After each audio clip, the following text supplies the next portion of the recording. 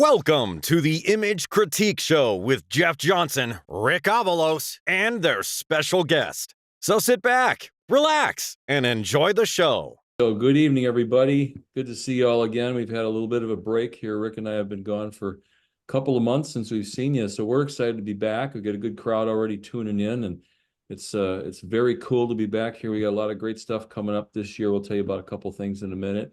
And this is great because, a couple of months we've been gone. And we're kind of worried about, are we going to get enough people sending images? And we, as a lot of you know, we try and limit it to about 25. And bang, just like that, we've got 30 images. And it's going to be a really fun evening. We've got a wonderful, good friend of ours. Rick will introduce Chris in a minute. We also have our dear buddy, Kevin Holliday, sitting in for, he's our engineer for this evening, since I'll do my best. Cliff had something more important to do. I don't know what could be more important, but he certainly... So Kevin's going to be running the show for the image, showing the images and such, while the rest of us talk about it. So, as our kind of our normal routine, this is very easy going, very laid back. I know Rick will drop a couple of jokes on us along the way. I guess Chris might too. Just be careful. But feel free to, a lot of times in print competition, we keep our images to ourselves and so on and so forth. But you know what? That's up to you, because this, again, is just very laid back. If you have a question, if your image comes up and you have a question about it, let's start by going to the chat room, chat box, and typing that in. I'm monitoring that, so I'll watch for questions.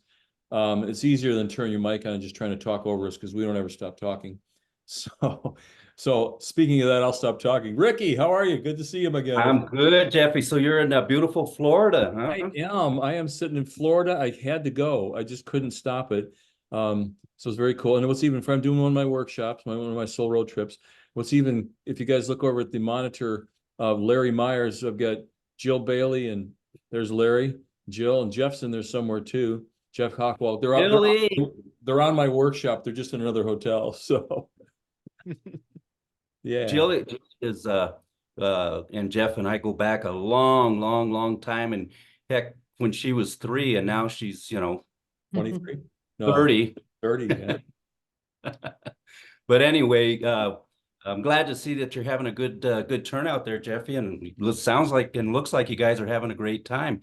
I want to thank all of you guys that are in attendance tonight, our members, participants. It's really heartwarming for me to see that, gosh, after we've been off for a couple months and hitting 30 images right off the bat, yeah. On our comeback session, even though there's 10 each of mine and Jeff's, but that's okay. Yeah, Kevin makes up the other 10. So, but nevertheless.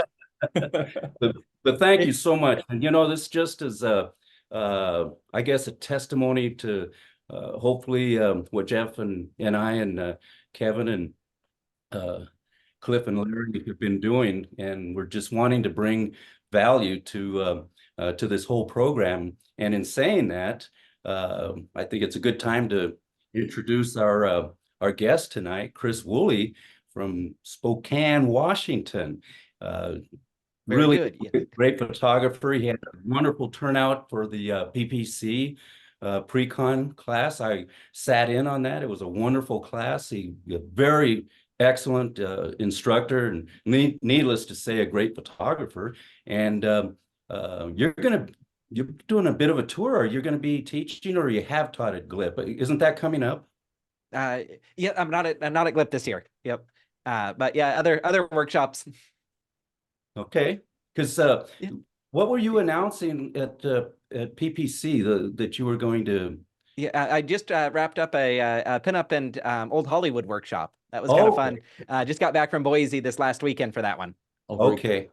Isn't it wonderful how prepared I am for to interview our guests? Rick, I guess we don't take 2 months off again next time.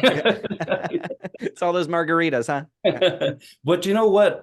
This would be a good time, and then maybe we can follow up towards the end, because sometimes towards the end we might lose a participant or two. But how could they get a hold of you after hearing your comments and maybe wanting to see more of your work? Or Yeah, so if you want to stalk me, my personal website is cwooley,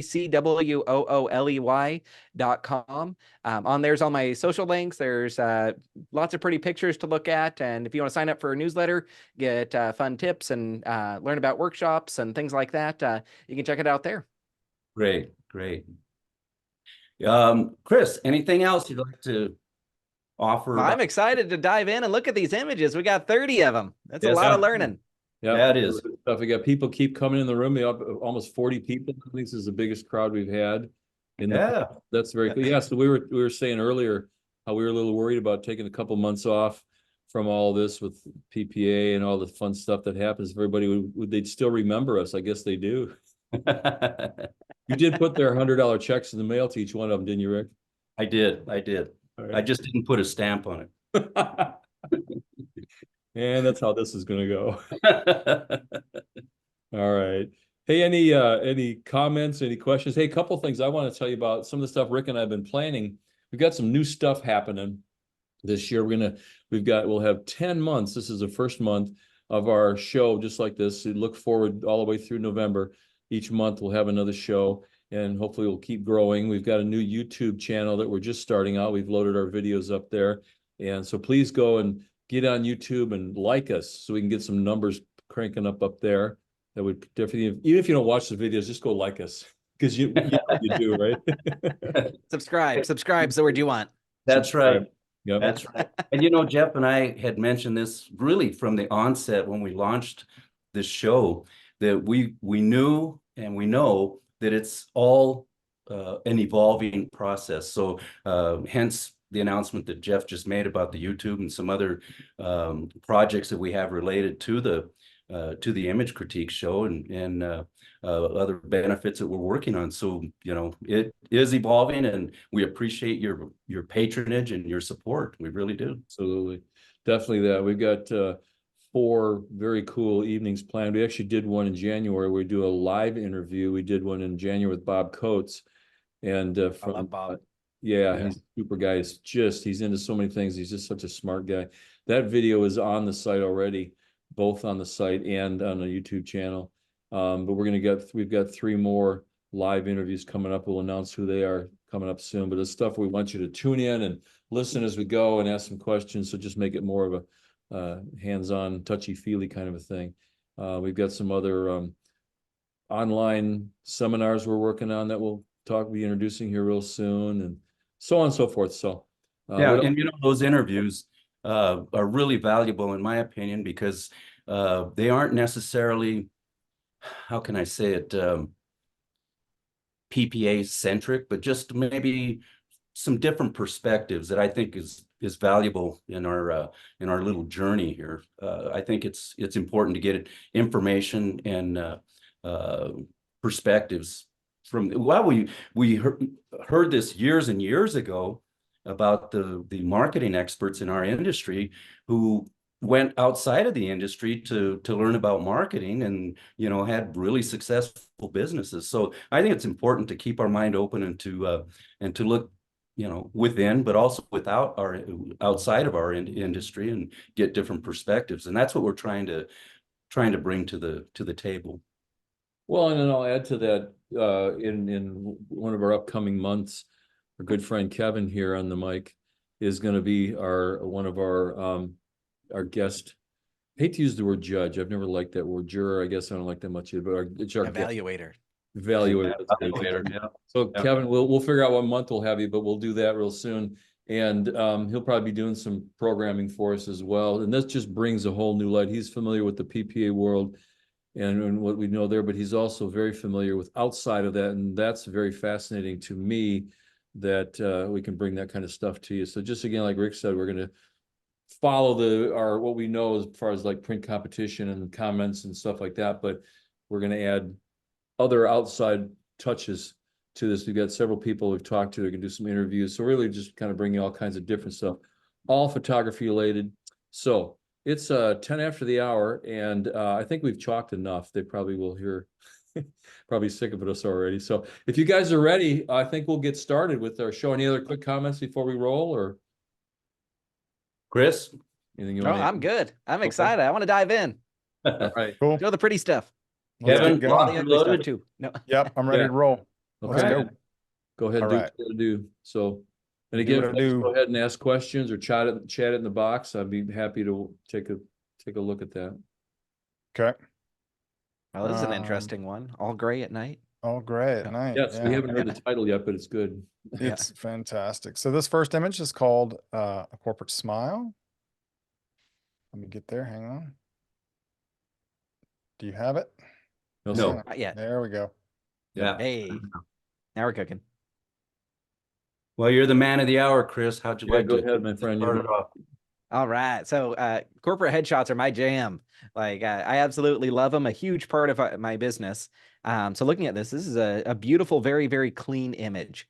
Want to point out one really nice thing when we're looking at the usage of it, because when it comes to corporate headshots or headshots in general, usage is just huge.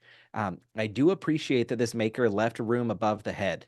And a lot of times when we're looking at headshots, we're going to be viewing them really, really small, like thumbnail size. It's like an email signature or something. But in terms of delivering usage to a client, having that space above the head is so nice, because if you've ever tried to upload an image to LinkedIn, they have a circle, not a square like everybody else, but a circle. And if you don't have that room above the head, you end up like cutting into mid forehead or something on it. So this is really nice as a client deliverable. Actually having it in a usable format that they've got room to upload it to Teams or to Zoom or use it as an email signature. So really nice job to the maker on doing that.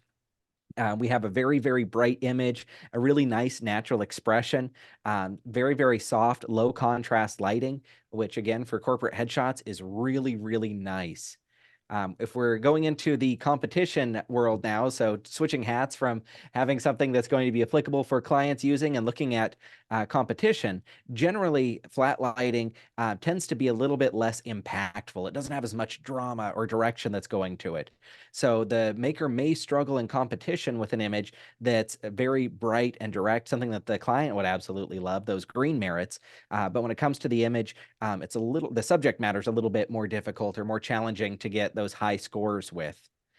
Getting a little bit nitpicky in the details, it appears on the camera right earring. I don't know if how do I get the drawing stuff on there? Anybody know? Yeah, the bottom left of is a little icon annotate. Oh, there we go. Hey, okay, I'm seeing it now. I'm seeing it now. So like right here on the image, there's like a little bit of ghosting or something that's brought up there. So I'm not entirely sure what that is, but that's something I definitely want to try to artwork out so that it's not distracting. Not sure if it's a lens flare, something like that, or something during the retouching phase. I'm also very mindful about what the necklines are. This one has a slight sloop to it. And we're looking at symmetry. Same thing with like ties, making sure the knots and those folds are even so they come across. So those details definitely going to matter. It gives us a very real shot. Like I feel like I know her. So the maker's done a really, really nice job on that. But when we're looking at the high level and competition stuff, we need all those details to just line up and sync up as best we can. What do you guys think? Ricky, jump in, man. I can't add anything other, maybe one little thing, talking about the earrings. And if we look at the one at camera left, maybe toning it down, because, we don't see much of the earring at all at camera right. I just think it'd be a good idea to, maybe tone it down or maybe look through the series and see if the hair, if we don't have any shots with the hair coming over her shoulder as with camera right. I think that would take care of that concern. But excellent comments, Chris. We just Jeffrey? had more of a question to you, Chris, because this is the world you're in now. The pose, she's just square up straight into the camera. And I realize this works well for identification and website usage and all that, but what about just in general, as far as posing? I mean, just from the old school where I came from, we always turn the shoulders, the head was turned a little bit more, head tip and all. So this one, and not to say bad about it, but it is very just straightforward, straight on shoulder, straight on head. What do you think Yep. about that kind of stuff? In the commercial realm, for like listing employees on a website or listings of any sort, Right. straight on towards the camera is really nice because it gives us a lot of flexibility in cropping. So imagine that we crop in. I deleted all the. I don't know how I got back to drawing. There we go. So imagine that we were to crop in like this as we upload it to Facebook or something. Being straight on gives us a lot of symmetry, and we're brought right into what our subject is. So that's really, really effective. If we did have them a little bit more of the traditional posing, they go off, we can end up with awkward arm crops. Sure. So for straight on and delivering to a client, I absolutely love the straight on look. Now, kind of getting to what Jeff's point was, is like, okay, if we're going to go for something that's maybe a little bit more of a board style portrait or less of a headshot, badge card, ID photo type thing, then yes, we do want to try to break up these planes. And so usually that's going to be having your subject facing 45 degrees away from the camera. And I personally prefer to have them face towards the shadow side so that I'm not lighting up this area.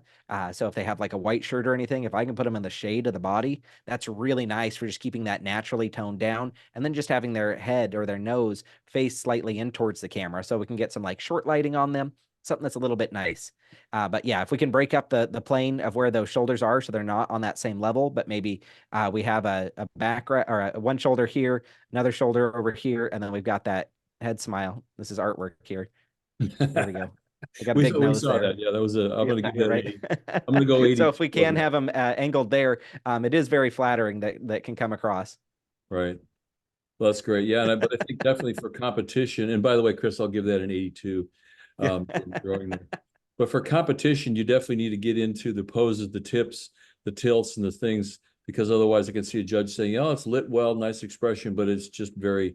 And Rick's wonderful story about that first rule composition, the impact, the fleeting and the lasting impact. And this, as nice as it is for a portrait and such, to carry on and get a higher score, it does lose your impact right away. But again, I'm talking competition. For business, phenomenal shot. So Right. I'm with you 100% on that. very cool. All right, Kevin, you can move along, Cool. please. Yep, coming up. This next image is called Alaska Glacier Pattern.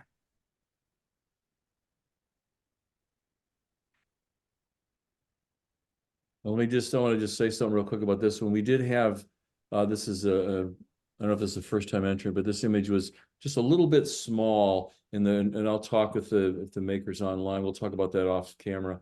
So it's not necessarily wrong, but I did enlarge it just a hair. So I want to point this out to my fellow jurors here, that it does look a little bit not as sharp because of that. But so let me just start off with some conversation about it real quick here. First of all, I'm of course a black and white and sepia tone fellow, so I think this is very catching, very timeless, if we'll say, as far as just the tone, the feeling, the overall, what it reaches out and grabs you. And I like the line of the glacier coming down here between the mountains that pulls us into the scene. It gives us some direction, pulls us in, and takes us right back into the back there. And actually, the highlighted areas in front of the mountains and this area here, and then even back here, really aren't bad because it allows us to come up through the image, and then the light area draws our eye to that area, so that we have that. And I think the darker shadows in here are actually pretty good because it does help us kind of go back here and stay back there in that lighter area. I probably would have maybe done a little vignette on this area here, maybe in this corner, just to kind of keep the viewer back in here. So we have almost the natural vignette on the left there, but that's kind of how I see it.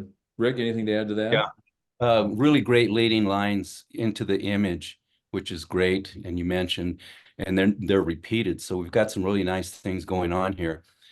Couple things of concern for me. Number one is presentation. It is one of the 12 elements, so we want to see if we can improve or embellish, I guess is a better word, Yeah. embellish the image with a presentation, and we'll see that, and we can comment on that in some of the images that come down the line. But a couple other areas of concern for me, if we look right in this area here, you know, we see this. I guess it's a little bit of a crevice on the mountain or the hill there, as are these little tangent points that are on the border. These little things tend to create it, obviously, an area of contrast, and especially with the ones that I'm pointing out here, when they're against the border like that, they become a tangent point, and it just has a kind of a feeling of stress to it. So, you know, and so easily can be taken care of. And, you know, the area here, little highlights, either toned down or taken out, I think would be helpful as well.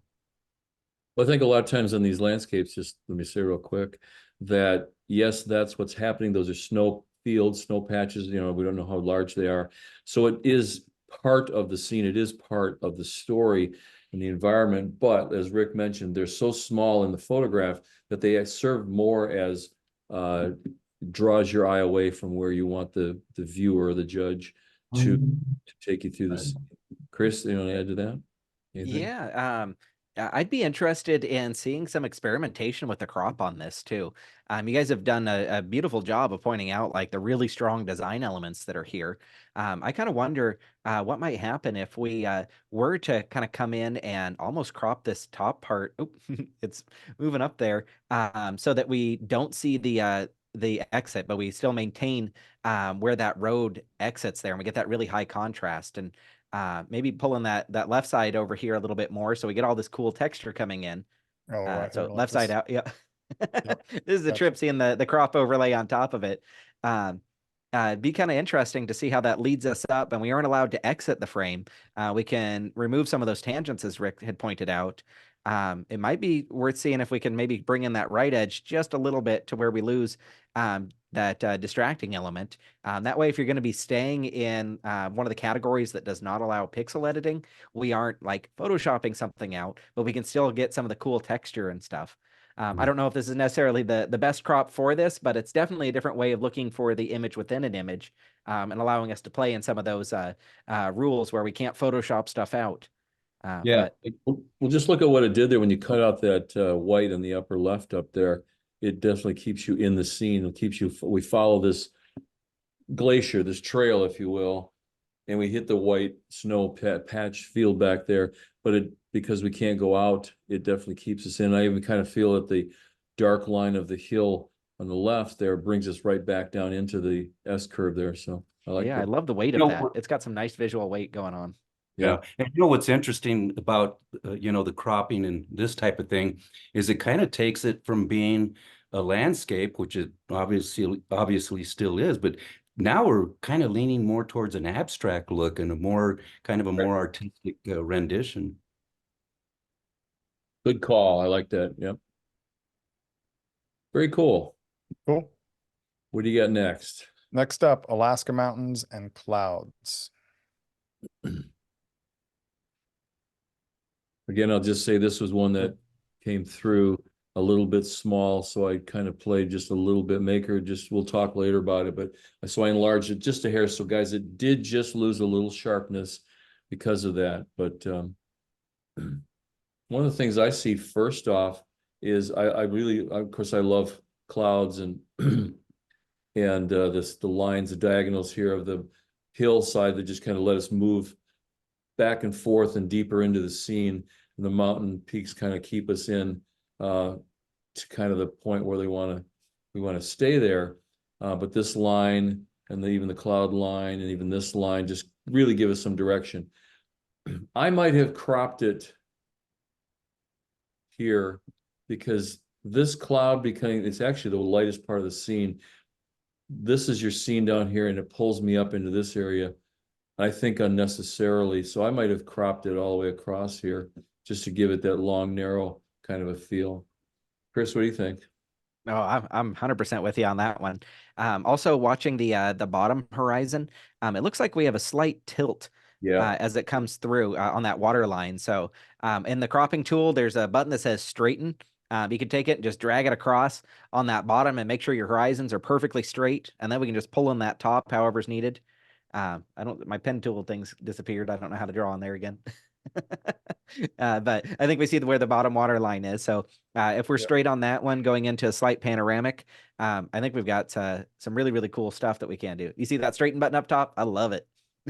Oh yeah, I do. Yep. Yep. Let's just get in here. Jeff, Yeah, you I still want want the come water down? to establish where we're at, but Yeah, yep. yeah, for sure. And then if we pull down that top one, like what Jeff was saying. It's about And a there. 2-to-1.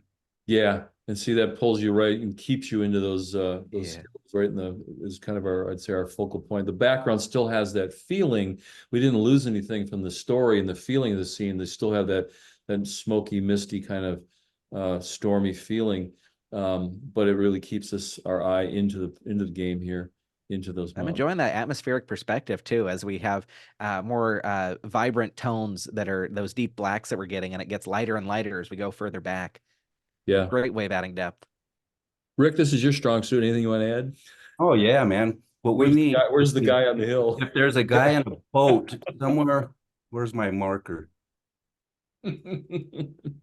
Somewhere around here, you There know. we go. Draw a boat with man on it. But no, seriously, I really enjoy this crop because the original image was kind of a panel, but this is really a much better crop in my opinion. And just kind of keep in mind, panos have power.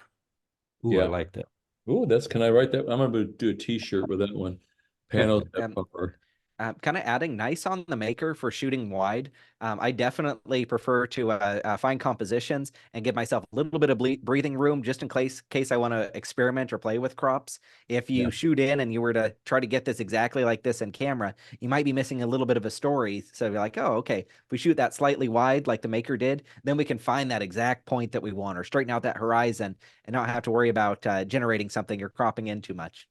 Yeah. Hey, Kevin, again, Kevin, real quick, and I'll let Rick talk. Just bring that left crop in and just cut inside of that V shape Gotcha. on the left there, right there. I just want to see what that looks like. Yeah. That's nice. Go ahead, Ricky. No, I was just gonna say my last point was, again, presentation. Oh yeah, yeah. Yeah, just a slightly off-white presentation, fine art would be beautiful on this. Yeah. Just match kind of the lighter part of the clouds. That would be cool. That'd be cool. Good work. Good All stuff. right. What's next? Next up is That has a really alien vintage look. landscape. So I'll just say Alien. real quick before we get into this, the gentleman who made these, he said it was his first 2 pictures presenting to the group. He says, thank you very much for the feedback. Well, we hope we didn't step on your toes too much, and feel free to get with Rick or I sometime later, and we can help you further into this kind of stuff and really push you into, not I should say push you, but point you in the direction of doing some just masterful competition images. So thanks for submitting tonight, Craig. Yeah, push away, shove if you must. Let's get to that fine art mastery. So, yeah. All right, Kevin, go ahead. Sorry. All right, this is alien landscape. Alien landscape. Can we make that a little bit bigger? Yep. Control plus. Or... Hey gang, I'm just good point here. So we had, these were also kind of small. We're still kind of following PPA's standard for image submission, mostly out of just for uniformity. So we're going 4,000 pixels on the width. You can do a 10 or a 12 compression in a JPEG and an sRGB or an Adobe RGB color space. But that just kind of keeps them all uniform and does kind of follow along with 4 PPA's MIR entry. I'm sorry, I take that back. That is not how it is anymore. IPC. That's how it is for IPC, but not IPC. MIR. Yes, IPC and for the Colorado State is the same thing. Okay, shutting up now. Rick, you want to jump into this one first? Yes. Now, I've been mentioning presentation in the previous images, and this is really a nice presentation. And the color of the mat, in my opinion, accentuates the color theme in the image. A lot of times we're tempted to use a bright key line. I think the key line is the color and density of the key line is well handled, so we're not pulled out of the image. Couple things with the image itself. Now, let's see here. You know, we might have just totally natural Milky Way scene, but you know, little gotchas like this, it might be totally natural, but because it's in an area of contrast, it kind of tends to pull our eye away, and that's okay if it's an important element that we need to see. But you know, just taking care of that, you know, again, natural phenomenon with the streaks in the sky. Are they adding to it? And another one up here, you know, here and here. Again, totally natural, I'm sure, but is it really adding, and to what degree? Now, I'm going to ask this of you, Chris and Jeffy. Are you feeling, I'm feeling kind of a cutout feeling of the. No, between the foreground and the background? Yes. I get that impression too. I think a part of it's the unity of processing. Like our foreground is very warm. We've got very soft sweeping light, and it looks like the light's coming from like the upper left area. And then our background, our primary light source is very, very cool, and it's coming from the right. The composition's really neat. You get kind of a yin-yang sort of feeling about it, but there's a kind of a disconnect between our background and our foreground. If we were to maybe like take some of the shadows and skew those shadows on the foreground to be like a blue, a little bit cooler, or maybe bring down the overall tonal value of the foreground, it might feel like it was a night scene and we get some of that dramatic lighting, or finding some way to kind of unify the two of them, I think would help us with that. I'm kind of getting the feeling that, and this is a real popular routine, and I'm just kind of guessing, but just to photograph the landscape when it's still brighter, and then just either drop it later or even hold, you know, keep the camera set if you have the time, and then add basically your double exposure. But that's true. So what you have, what I think Chris was saying is very important, is you get a different temperature of light at sunset or even, you know, just after that. And then you have this obviously different temperature of light with the Milky Way and such. So and a lot of times what I'll do is when I do something like this, I'll even just take and throw a solid color layer, go set it to soft light as an overall, like almost like a filter that just really pulls things in together. So maybe a deep blue purple, which would really not show much on the sky, but it would sure bring the shadows, just what Chris said, into the same feeling as the background. But the other thing too is I think it could be kind of interesting. And me and my images are usually darker and richer. I'd love to see this because it is at night, because the sky is going to hold up. I'd love to see this rock formation be even deeper in tone, darker. I'll say density, and Rick will know what I'm talking about, but that's a term nobody else knows anymore. But yeah, even something like that just kind of pulls them together a little bit. So yeah, so I think, but I do the matte I think was good. The key line I'm starting to see, and I don't know if it's a trend. I think the color, the size of the key line is good, but don't pull it too much farther away from your image because it starts acting as its own dividing line. So exactly. That's about as far as you should go. I maybe would even have moved it into the image just a hair. I mean, we're being real picky about it, but those are the little things that'll knock a point or two, or a judge's decision to go from one level to the next level. If that, because we're starting to see key lines almost split the matte in half between the image and the edge of the file. So just kind of keep key line should be closer. And I like key lines when they're actually touching a stroke that's actually touching the image, but just make sure it can be seen all the way around it. And if not, pull it away ever so slight. But anyways, enough about this one. So good work, guys. All right. Next image. Bear brunch. Bear brunch. You want to clear your marks, Jeff? I lost my tool. I got you. Okay. I got them. Oh, weird. All right, here we go. Bear brunch. There it is. Bear brunch. Oh, there it is. Can you give me a Control-0 on that one? Yep, coming up. My keyboard was locked. There we go. Chris, go ahead. Yeah, the subject's stinking adorable. I wish I had taken this image. I do enjoy the muted color palette. It helps the colors all feel like they belong together. It's not too strong, not too overpowering. We do kind of lead into that image, and that head stops us, and the grass that's in the mouth just kind of loops us right back in, so we can get kind of a nice circular composition that's coming through. I think the maker did a really, really nice job on that. The presentation's a little bit distracting for me with the drop shadows and different tones and layers.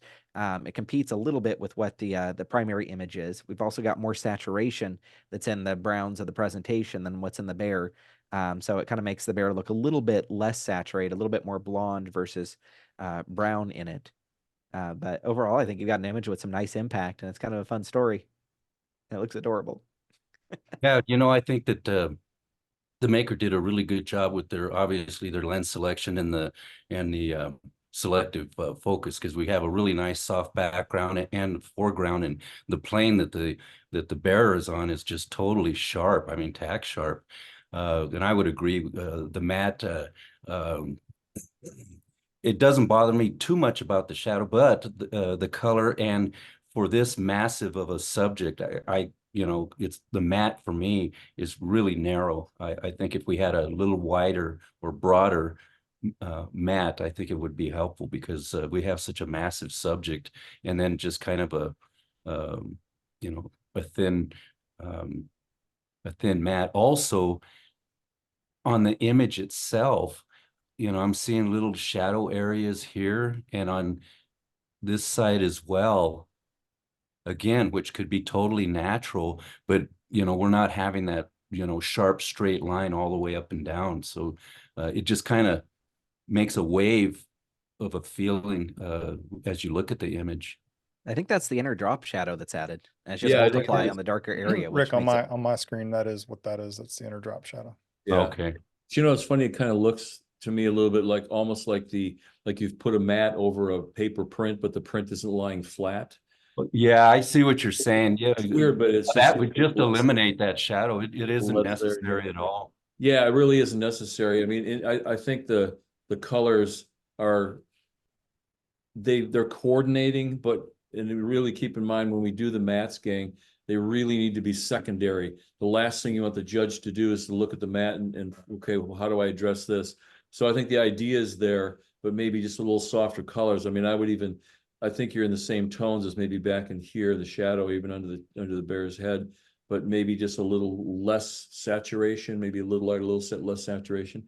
The only other thing I would add to, because I think this is absolutely powerful, it's almost, here's this big bear, but it's almost adorable with a little bit of grass hanging out of its mouth.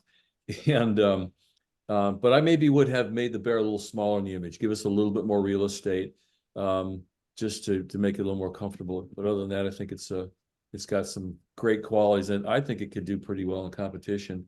Obviously, no promises, but I would suggest some of the changes that we've talked about here and see how it goes. Yeah.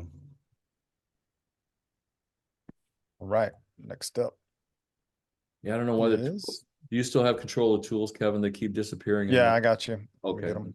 I'll let you. Next up is cheese.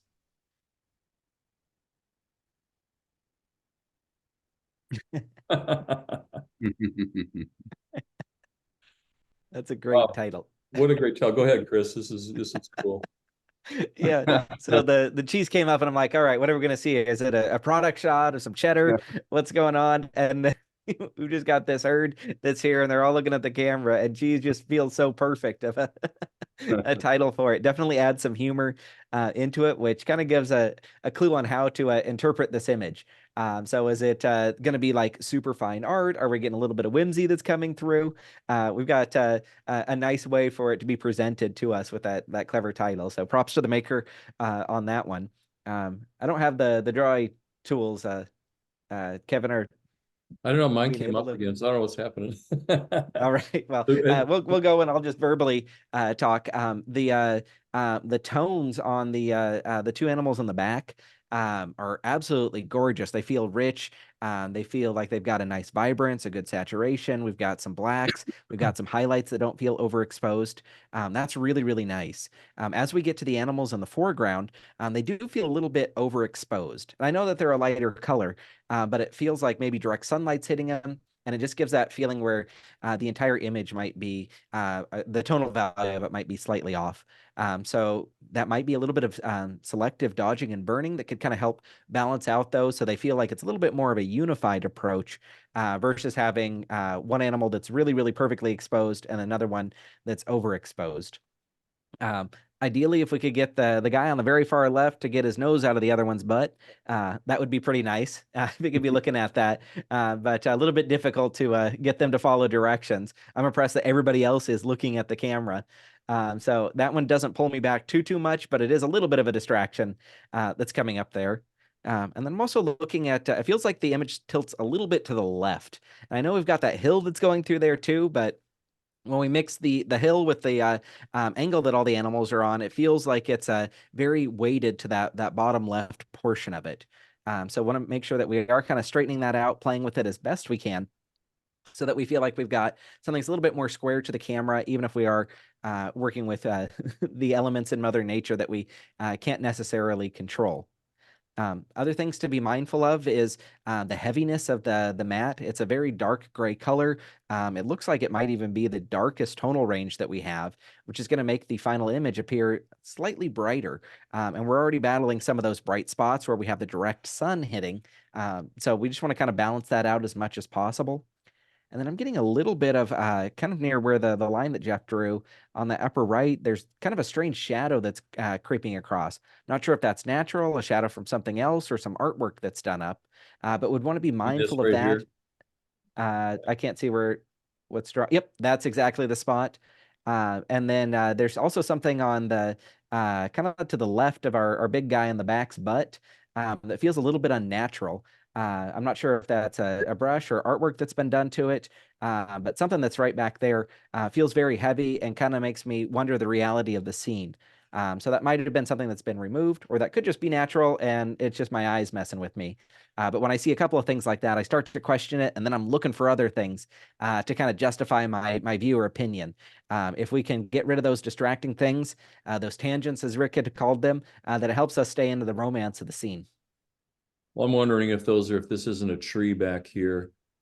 And then this also is a branch kind of from another tree that, again, I agree with you. I think if we got rid of those, they wouldn't draw attention to it. And then I drew that line here earlier. I think I'd crop it here. I know we have animals going this way, but I think that because the head's turned back to camera, we could eliminate a little bit of real estate on the right, and it would really play in and balance it a little bit better. This will, of course, remove the presentation, but this is what you're talking about. Yeah. Mm-hmm. Yeah, I I think can get behind that. Yeah. And then the other thing that I'll just mention, yeah, definitely the mat. I would have gone into a more of an earth tone to match the image more, but also the white stroke is asking for too much attention. And the other thing too, quite often I will do strokes of 5 pixels or less. If you get the coordinating color, it's just there for support. This is asking for a lot of attention. This looks like about a 10, 15 pixel stroke, and it's coordinating, but I would play it down into the same colors as the background, and then thinner. Just so it's there, but it can't show up. Yeah. Anything you want to add, Rick? Yeah, in this particular case, obviously what you're talking about as far as a key line, but I would make this one, I call them attached or detached. This is what I call detached. I would attach and just have it go all the way around the image, snap to the image. Yeah. But what I do too is when I work with key lines, I'll just create separate layers and a different color key line on each layer, and I'll just click them off and on until I find something that kind of visibly pleases me, and then that's kind of what I go with. And then of course well, yeah, it's a lot of times Kevin, take this to black and white, please. Oh, jeez. Yes, sir. Jeff asking for black and white? I don't get it. I don't know. Sometimes, again, as we talk, it makes it a little more timeless. and a little bit more the photojournalistic feel. And I think it's now I feel like the animals have separation. Color tends to blend them together, but now we have the different tones of the skin or the hide that I think lets them stand out a little bit more. And then one other thing I'm looking at that just kind of keeps catching my eye, I might consider, and this is a tough one, but with this little shadow of the one guy on the other guy's hindquarters, I wouldn't say remove it, but I might go in with just like some sort of a blend and maybe just soften that edge. So the shadow is going to stay there, but it wasn't such a harsh edge, hard edge shadow on that minor thing, but it does pull my eye. So that's all I got to say. But I like the black and white, of course. It does pop, especially with those yellows brought down just a little bit. Be like, Yeah. No, that's just gorgeous. The other thing too, Right. when you go black and white, is I can see the eyes tend to stand out a little bit more in each animal. You know, and it's a good thing to, you know, you have this image and then you have this conversion and do a side by side and then walk away and come back a little later and just take a quick look at them and see what pulls your attention. Yeah. Feel like a Sometimes Disney we're princess. sometimes we're so focused on it and we need to get up and walk around a little bit and come back and take a look. Absolutely. What'd you say, Chris?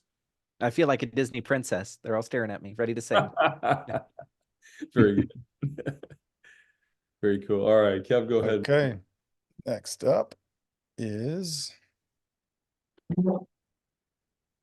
coming in hot. Screen size. Here you go.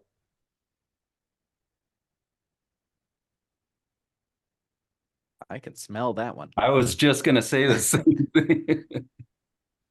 Oh my goodness. Howie. Yeah, absolutely. Chris, what are your thoughts on this guy? Yeah, once you understand what's going on, it's not immediately apparent to me when it just first flashes, but then once you take a second, you evaluate the title and see what's happening on there, it's like, whoa, that one hits you. So I do like the title as a way of kind of giving a little bit of context for it, because that can't smell too pretty. And we've got some nice texture, juxtaposing the roughness of the hair versus the wispiness of the smoke. Pretty visually interesting. I'd be interested in experimenting with a crop a little bit more, like that connection of where the hair is meeting the iron. Seems to be what our primary center of interest is. So as we go in like the upper left area, again, I don't have the the little thing to draw, but in that upper left and upper portion, it does kind of pull my eye away, just a little bit of contrast that's there. If we make this a little bit more of a panoramic or maybe a square type crop, we're going to be locked in on what that center area is, and we're going to be allowed to experience the subtleties and the contrast between all the interesting textures that are there. This one might also be a great candidate for pulling into monochromatic, just so that we can be focused on the tonal variances between everything and experiencing that texture without having color be there. It might not work, but it might be kind of cool. Could be worth experimenting with. I might even look at, like you're talking about the cropping, I would certainly pull the bottom of the image in just below the iron handle, and then maybe even just come in here, because I think the whole story is definitely branding. We can see what's happening, the smoke of the hide, we can tell that. So I don't think, like you talked, those corners aren't necessary. I think that might make it just a little bit more better to go something like that. And the smoke is great. I love the light shining through it and the story. The matte choice, I maybe have done something a little different, but I think the idea is there. I think this is definitely something worth playing with and pushing a little bit further. Rick, any more you want to add to that? Yeah, you know, the crop that you suggested, I think is a good idea, because I was just really taken by my eye was pulled really into this bottom left corner and then down from the top. And coming in from the left is, I think, is a really good idea, because I know that's the way it is, and that's the way this is set up. But you know, that pull on the original crop is just like right down the middle, and it just Yeah. that's yeah. Yeah, if I could get a little bit of light on where the brand is, just to really let that see. So a little bit of dodging there, I think could really pull in some nice contrast. just lightening all this area here and the. Yep. Just getting that little punch, just so that we're like, wow, that's what I'm looking at. Yeah. That's true. Yeah, because there's plenty of light over here, and I think smoke. Matter of fact, another little thing that I always kind of do is I think the smoke has a blue cast to it. I would maybe go in and clean that up. I think you get a little more punch out of these darker areas of the smoke if they were whiter than what we got kind of blending back in there. But you've got right now the brightest part of the scene of these highlights on the steer's side. So I think, yeah, if this was lighter, as you mentioned, and the smoke was a little bit cleaner, that would have that much more impact. Interesting. Nice shot. All right. Next up is Just reading the comments. Ellie, that's hysterical. Yeah, go dancing to the beat of the drum. Dancing to the beat of the drum.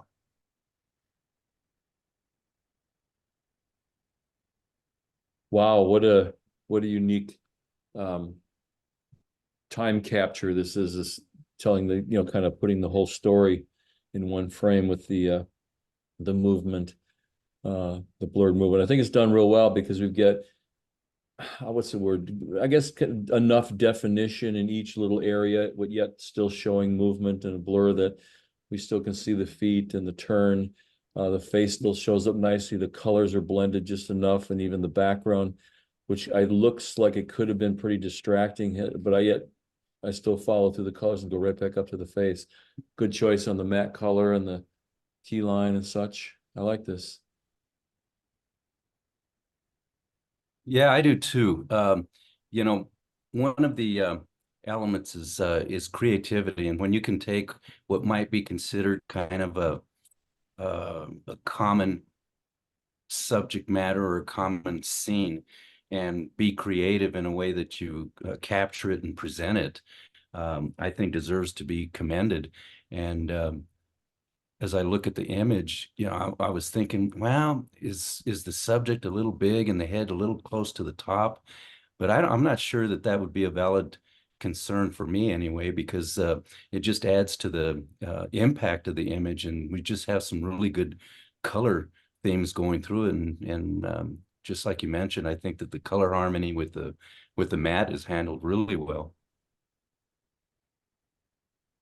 I think it would be fun if it had a little bit more space either in front of him or behind the dancer. So we've got a little bit of the story of where the dancer's going or moving to. So right now it's a very vertical image, which is great for getting the study of all the texture and movement that's coming through as the regalia just has all the fun textures and colors against a pretty monochromatic background. But just looking at the story, a little bit of context of where are they dancing? Is it a circle, a competition? Being able to see some of the other of those supporting elements, I think could be kind of fun in this as well. I think even just not knowing what the rest of the image is like, if there is more image, pulling back a little bit to give the dancer even a little bit more room in there. I feel like some of the clothing is kind of going out of the frame, which isn't serious, but like you say, if we had a little more context of where they're at and what's going on, it might make it just feel a little more comfortable. Nice work. Okay. Mm-hmm. Next up is Enchanting Eyes.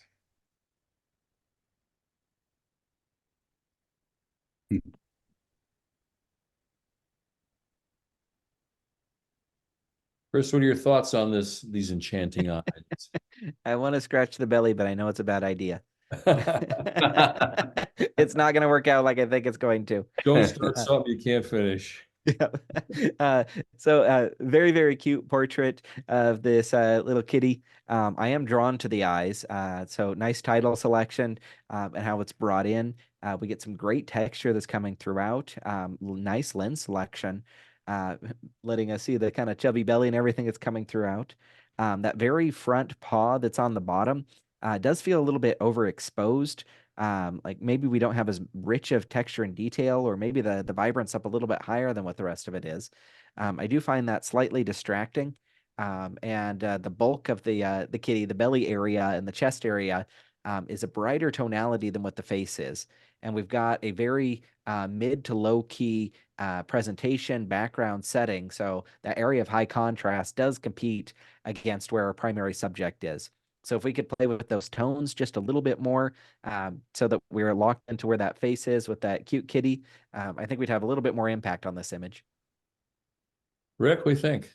Yeah, I just get the feeling, I think it's a great concept, and I mean, what cat lover wouldn't love an image like this? But I just feel that the cat is really tight in the presentation. You know, the bottom ear is nearly touching the mat, which, you know, again creates that tangent line, as is the leg, the rear leg. So I just feel it's a little tight, adorable image. And the other thing that kind of concerned me was I just felt that it was underprinted. Yeah, I have to agree on all these same things you guys were mentioning. I do think it's got a lot of impact. The eyes really grab you and pull you in, and the expression is kind of like, so why aren't you petting me? I think it's really got a good thing. But the one thing that also, because I've done a lot of pet photography in my time, is the chair can take away from the image so quickly. And it was just a simple thing of just covering the chair with a piece of clothing, a cloth or some material, because as beautiful as the faces and the eyes and everything, the edge of the chair, the wicker back, even the light shining through the part of the chair that has the open design, it just keeps pulling my eye away from this lovely cat. And I also mentioned, as you mentioned, the cropping I think is just a little tight, but the matte color is done well, handled very nicely. And yeah, if the cat was a little bit deeper, a little darker, I think it would really sing. Okay. Next up is going to the chapel. Stand by. I don't know why I thought you were going to say going to the bathroom. Going to the chapel. What are we going to see here next? Oh, nice. Chris, what do you think? This is cool. I want to be there. Yeah. Like, it's got a lot of impact. It's got kind of a gritty photojournalistic feel to it that makes you feel like you are there, that we get to be a voyeur or we're experiencing something in the past. And that's mirrored with the cool looking car that we have, the aged building front. It's got a lot of cool stuff. I do enjoy that the bride's dress is the brightest thing that we're seeing, helps pull attention to it so we know what we're looking at and what we should be looking at. It does feel like it's a little bit underprinted. Would love to see those tonal values or that brightness come up or exposure come up just a little bit. I think this is prime for how interesting some of these tones are, for letting us use the tonality to help shape where our eyes should be and where the focus should be. Right now, I'm brought into, I think it's the photographer based on the straps around the neck, but that's a lot of light versus dark that we're looking at, versus the groom or father figure that's up against that column. He kind of blends in a little bit more, very low contrast. So if we're able to take a play from Ansel Adams' book and getting into the creative dodging and burning, I think we can really shape how the viewer should be experiencing this image. Ricky, what's your thoughts? There's a lot of impact in this image in terms of photojournalistic approach. Or having said that, I think what's making my eyes not appreciate the black and white photograph itself is the brightness of the matte. You know, we've got really good tones in the image, but our eyes adjust to the brightest areas and you know, in an image, and I'm kind of pulled out to the matte. You know, especially with the muted color of the car, which I think is handled really well. You know, we can, yeah, you know, we can appreciate the black and white qualities a little bit more. So I'm not saying to use a dark matte, but you know, take that matte down. What do you say, Kev? 10% or 15%? Yeah, 10%. But I do like the key line and the distance, because that's been a concern that we've talked about before. Yeah, definitely well done. Yeah, I like it when you pulled the mat away from the image. It definitely tends to, I mean, we have a very nice fine art quality here with that kind of a mat, but it does in competition tend to still ask for attention. So if the mat color was either the shade of the mat was the same as the car, I think would be very coordinating. And I'd like to see a little bit more. It's got a good tonal range, but I'd like to see a little bit more contrast through, maybe like Chris mentioned, to bring the faces out just a little bit more, because the story is about all the different little stories that are happening in the faces. And I think we could just kind of lose the faces just a little bit in there. But I think you got something here that's worth working on for future competitions. And we, certainly happy to work on this and have us look at it again and see what we think. But I think you got some really unique piece here, especially even for the photojournalism category. So good work. Perfect. Kevin, real quick, what number are we on images? How many have we done? Stand by. We have Morning. done 2, 3, 4, 5, 6, 7, 8, 9. That was the 10th. So we're on 11 right now. Okay, so I'm 1/3. just looking at our time, so we're good. This is called Hands on Brass. Hands on Brass.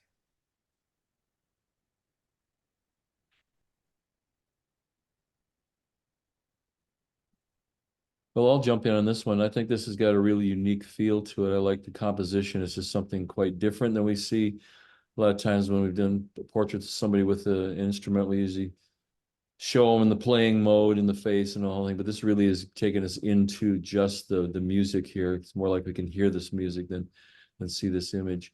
I'm guessing there's an interesting texture overlay put on here because we have some different feels throughout the surface of the horn, the bell of the horn, even the top hand and the coat. The one thing that does kind of jumps out, though, I mean, I do like the texture. Those of you who know me, I'm a texture guy. But this hand on the camera left looks to be void of any texture, so it doesn't quite fit in with the feel. And almost as a kind of thing when you're going to do a texture like this to be more abstract, do it enough so that it is obvious what you're doing. That because the horn, the jacket, and all that look very interesting, almost kind of going into a painting. The top hand close to it, the bottom hand looks still so realistic that it doesn't quite fit. Good call on the mat and the choice of colors there, the thickness of the mat. Rick, what do you think? Yeah, it's really an interesting concept, and I like the fact that the maker came in tighter on this image. However, just a little too tight for me on the bottom hand. We're encroaching on the knuckle of the baby finger, and I think if we allowed a little bit more view of that hand, it would be better served. Also, if we look just underneath the bell of the sax, it's just totally void, and yet we have a kicker light on the top part of the arm. So if we can just get some kind of separation down at the bottom, which underneath his elbow. One more thing is that I understand that the top hand is the one that's closer to the light. However, I'm seeing between his fingers that, of course, there's pressure on them, so they're going to be a little darker, but it just goes to a kind of a pasty cyan look on the fingers to the knuckles. So just something that maybe we need to pull that kicker light a little further back and try to get a little more natural skin tone on the hand. Rick, real quick, while you're talking, that bottom right corner, now, are you seeing nothing, just blackness? Because I see a little bit of a modeling in there, like it's probably from the texture overlay. Are you seeing that or no? I see that. Yeah, I do pick it up, but even the elbow. That's not working for you, is what I'm saying. Yeah. Yeah, the colors on this, I think the texture and the crop give us a little bit more of a commercial fine art feel to it. So something you'd expect to see hanging in a lounge somewhere or in a hotel to set some ambience or vibe to it, which I appreciate. I think you guys have done a beautiful job of hitting up the crop and distracting areas on it. If we could get the rest of the tonality and the four corners that we have, so that they had a little bit of that texture, so that It wasn't quite as high contrast. Like, I love the texture of that jacket that's coming through, but then we get it ending abruptly, and the bell kind of stops us from seeing everything. So if we could pull those up, it'd feel like a very intentional piece or intentional movements that are going throughout. And the camera left bottom hand, those skin tones, very much like the knuckles area on the upper right ones, do feel a little bit off. And I think that might be part of the treatment that's there, or maybe that texture had a slight warmth to it, that's giving some biased tones. Could be interesting to play with some sort of like sepia tone or selective color so that the brass shines through and the rest is a little bit more muted, just to kind of pull out some of those cyans or yellows that are in different areas that don't feel quite as natural. Yeah, well said, guys. I think it's definitely more of an art piece, but and of course I look at it and think, well, if you can do the heavy texture, what does it look like in black and white? But you can go on to the next.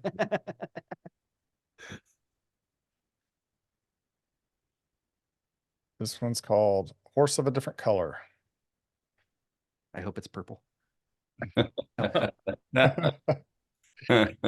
maybe That'd be a unicorn then, wouldn't it, for Yeah, sure? right. Oh, a zebra.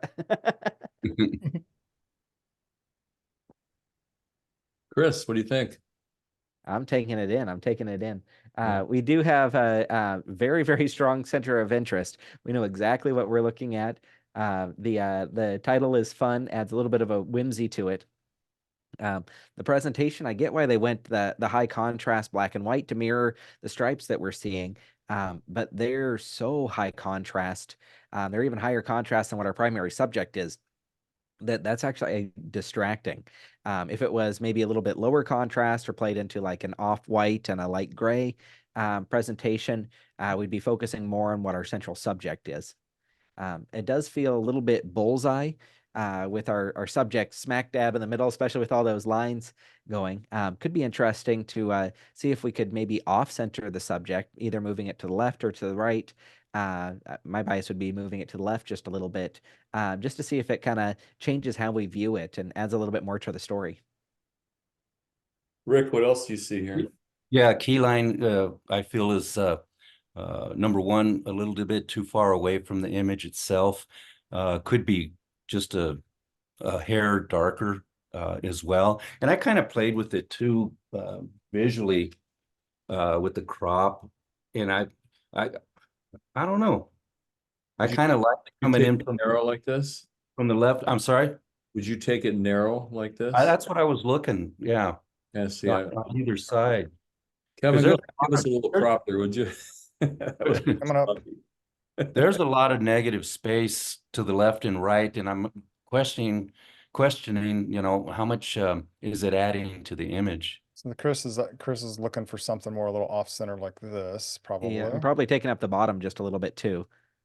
Yep. But yeah, just to break up the bullseye. Yeah, somewhere around there.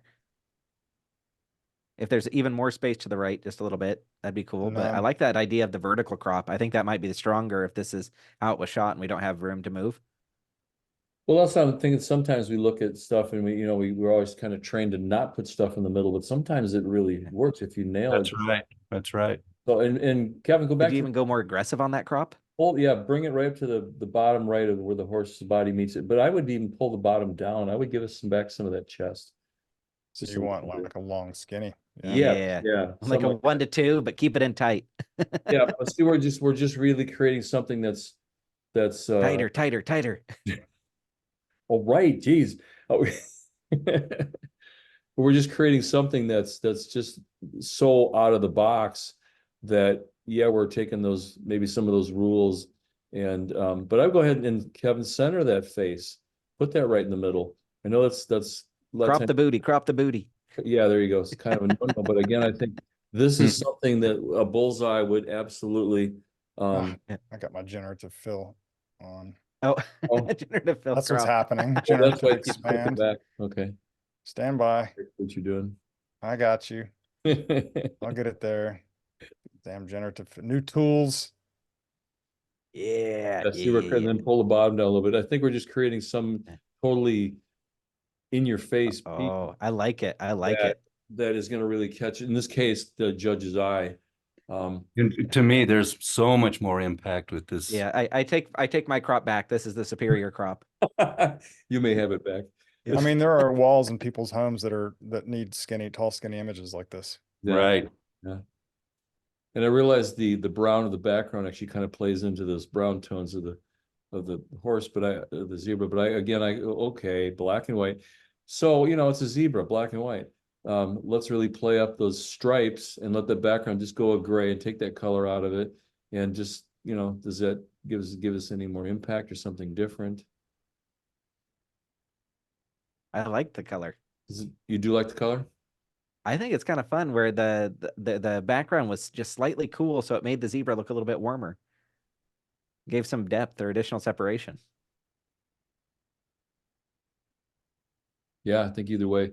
But I think this crop is just that much more powerful to really bring this into the face, because there was just enough background noise. I don't mean that as a bad word, just stuff back there, the edge of the hill and whatever, it looked like trees on the edge. They were just pulling your eye back there. And this is something that you want this face to hit you and not pull you away. And I would even, get some little catch lights in those eyes just to give the horse, keep doing that. The zebra, just It's a horse of a different color. That's true. It's right in the title, Jeff. You have it right. I know. Okay. All right. But if some catch lights in the eye, just very soft, not pinpoint, nothing like that, but just very soft, would give the eyes just a little bit more life to this. And I think this is way cool. It's more better like this. Mo better. More better. Oh, better. Thanks for playing. Thanks for playing along. Next image.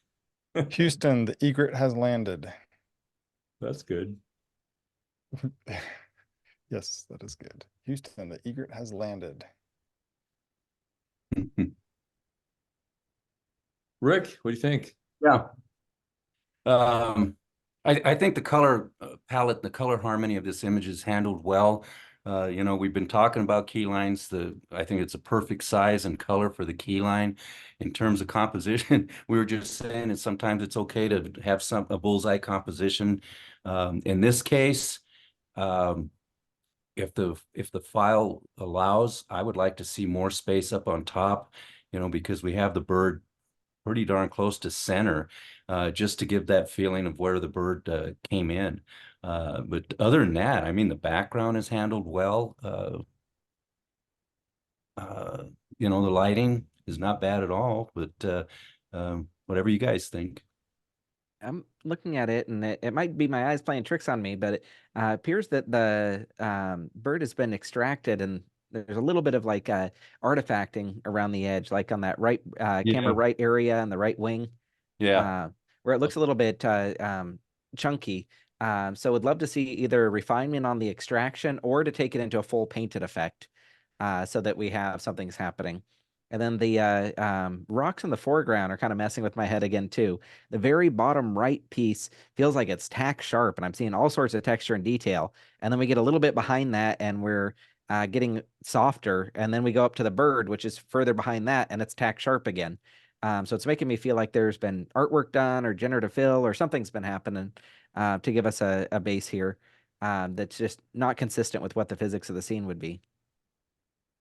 I might even suggest cropping up on that rock a little bit too, just a little less, because it's such a big bulky piece that's asking for attention. But yeah, you guys have nailed it there as far as those things that just make her go back and look at some of the edges of the bird. And I do like the title. the title is awesome. That's the kind of thing that tells the stories. That's worth some points right there. So cool. All right. Next up is Louisville skyline. It's Louisville? Louisville. Louisville? Yeah, Louisville No. skyline. This is a wide one, so you may have to move your, Louisville. move your Zoom interface. This is a wide one coming up.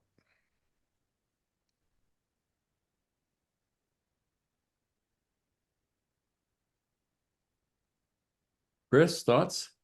Yeah, that's beautiful. I really, really like, we've got that strong horizon that's going there. I like the lights kind of dancing in the background and the space above it, giving us room to breathe on it. That's very, very nice. The horizon cutting straight through what feels close to middle does feel a little bit unbalanced. I might be tempted to take in the crop on the bottom just a little bit so that we can maybe get a little bit more up in that skyline. We want to be careful when doing that with the reflections where we aren't getting that, as Rick called it, a tangent coming in to where the crop would be. So if we can stay where the water's disrupted or do some artwork to help diffuse what that bottom part is, that would all work really well. Looking at some of the technical stuff, I'm not sure if it's zoom compressing or something else is happening, but I do appear to get different colors behind the bridge versus what's in the sky. And if I'm looking through the bridge, I can get some like atmosphere or light to justify it, but I'd expect it to glow a little bit more.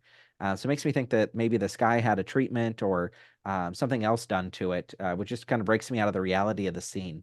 So just making sure that we're checking all those details and everything kind of unifies real clean. But with the addition of the crop, I think they're in really good shape on this image. Yeah, I agree with just all the things you said there, Chris, that kind of caught my eye. The bridge lighting was just a little bit interesting, what's going on there. And then I think the crop up where I had drawn it before, just kind of up where the water's a little bit more disturbed right there. I think just cutting it up a little bit would bring that horizon line down. But man, what a powerful feeling, good movement from the bridge leading us under the towers in the middle. And I might consider, Maker, looking at the color of your mat. And it's not bad, and I see there's some of those purples in there, but maybe take it more towards the color of the sky. I don't even know what that would be. It's almost in a aqua direction, just to maybe play that color down just a little bit. Rick, thoughts? Yeah, I agree with the Matt and what else has been said. But what I do appreciate about the image is the composition, because the highest area of contrast is right here, and we have that really nice warm colored dome, and the placement of it in the whole panorama is just perfect. I mean, we're really drawn into the image. So the capture, I think, was handled very, very well, and in the whole presentation, because we know, don't we, panos have power. Ooh. How about black? Never mind. Next. No, I think the Maker, I think this is you got real good potential here for a good, strong image. I think there's a lot of good story, and I think a couple little changes would make it even stronger. What do you got next for us, sir? I have Mo and Joe. Faux show. Faux show. Faux show. Mo and Joe faux show. I'll jump on this one. This is just what a great story here. We've got this power and the beauty of these horses, but it's still got a softness that's nice. And I think it's just a lower contrast image to the horses, but I do enjoy it. It almost has a painterly quality to it. And the position of the horses coming in, I like the crop, the matte color. I think it was a good choice, good color coordination, even with the white snow. But the trees kind of tend to ask for a lot of attention. I don't know what you would do here otherwise. It's one of those images that I mean, what a great poster, a greeting card for this company, or just in general. People would love to hang this on their wall, but I just feel competition. Those trees are asking for as much attention, and yet the softness of them is quite beautiful. They almost look like they're brushed back there, but just starting to feel like they're competing so much with the horses. Ricky, what do you think? I couldn't agree more. I think the capture, the exposure, the motion is there. There's even storytelling to this image for me. Composition is handled well, but yeah, darn it, especially this the horse, this guy here, oops, right here, and as close as his snout is to the tree here, just creates a little bit of a point of tension. Yeah. And you're right, what are you going to do? This is the scene that we were in. How can we rework it? Well, I was thinking right off, the first thing I looked at is maybe just using the blur tool and make those trees softer, but I still think you have those shapes and tones that are going to Oh yeah. You'd still have because we've got such nice flowing lines that are going on with the subjects, and then we have these strong verticals. Even it's hard to battle that. Yeah, You've sure got competing elements. Yeah. Yeah. Even the Maker did. maybe looking at this triangle, I'd get rid of that, and maybe just little stuff like this here too. But those trees are going to be a tough one. And I do want to applaud the maker. Look how well they managed to capture the texture and detail in the snow. That's so absolutely. easy to overexpose and blow out, especially when we have deeper areas like the snout or those trees that could be blocked up or risk getting really, really dark and dominant. They balanced that tonal range really Yeah, nicely. in a bright light situation like this. Mhm. Yeah, it certainly was a middle of the day kind of thing. It was handled real well. Very well. It's more better. Kevin, what do you got for us next? Coming up, Was that we Mo better or have- Joe better? No. that was called Mo this and was Joe. Joe and Yeah. Mo better. Joe and Mo better. I don't know. This one's titled Napkin, Please. I love the titles, guys. You're doing it. So look at that. That is perfect. That's very cool. Chris, what do you think? This has such a fun feel to it. Like the painterly aspect just gives you that nice slice of life, kind of being out one with nature. I really, really like the treatment. It's not too heavy that it feels like it's a total illustration, and it's not too stylized that we lose the texture that's in it. So really, really nice job on that treatment. I am looking at a couple of distracting elements, particularly above the left head, where that kind of that river intersects and goes around the bend. We have that kind of streaking line, a harsher area. If we are going to get into the realm of painting, we can definitely address some of those issues and maybe have the creek turn sooner, or maybe create some fictionalized trees or something that can help block where our eye is going to be brought up to that area of high contrast. That is a little bit distracting, but beyond that, I'm really enjoying the color palette, the stylization, and the treatment on it. So does this look painted to you, or are you suggesting painting? It looks like it's got a painted treatment to it. Is that just me? I don't think No, it does. that's how it looks here. Yes, It looks painted or not painted? it does look painted. Yes. Okay. Rick, what do you think? Um, I like the image, and I think that the presentation is handled well. I don't know, obviously, what the conditions were or circumstances with the maker, but I just am getting the feeling they're just a tad tight. If we pulled back just a little bit more, and I'm not talking about a lot more, I just feel like they're a little bit crowded in the composition. But I'm feeling a sense of right in the side of the moose is I don't know, it kind of has a cyan look to it, and maybe it's the reflected light, because I'm seeing the blue in the water. That's kind of what's bothering me, but yet I'm seeing a rich color in the one on the bottom. I'm just a little confused. Well, I look at this and I think I don't know, I could be wrong too, but I don't think this is painted. I just think we have such softness going on through us, and the light level is probably a nice overcast, but probably a little bit more of a bluer sky behind the camera. I think we're getting that color cast on this guy right here, which I think you're right. I would definitely even that out. We get beautiful tones, and this little guy here at the top. Did you say you think I'm right? I'm sorry. Hang on, guys. I gotta drop to one knee here. Yes, you're right. You are correct, sir. You guys know we want to inject a little levity to the show. Go ahead, Jeff. I'm sorry. Oh, what a great story. What a great feeling. I mean, it's like you're definitely peeking into their life.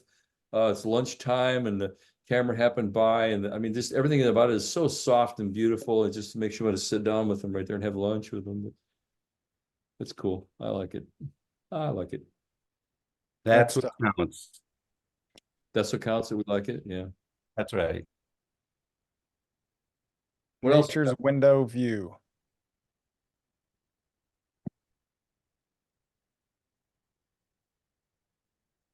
Chris, go ahead. Yeah, talk about framing. This is a beautiful example of being able to have your center of interest it's hitting you over the head with it. We're seeing that texture, and then we get to see the view that's going on beyond it. Really, really nice photographic technique that does establish some of a setting, or we know where we're looking at, and the title of it reinforces what that message is. The foreground rock area is very high contrast. That shadow in the upper left is distracting in the same way that the big snowbank in the bottom right is. So I'm looking at a lot of the contrast in the framing device itself versus being allowed to see nature's view through that window. So I might suggest either artwork or a crop to help bring us into what that scene is. And then when I'm looking at the nature's view in the background, it feels a little bit lackluster in comparison to how rich the texture is in that foreground. So I'm a little bit divided in terms of where my focus should be, even though I know that's the center of interest. The foreground is just so visually interesting that it's competing against what that background element is. So it might be nice if the maker is able to get closer to where the hole is so that we can get a little bit more of the scene that's in there and just have the subtle framing reinforce what our title image is.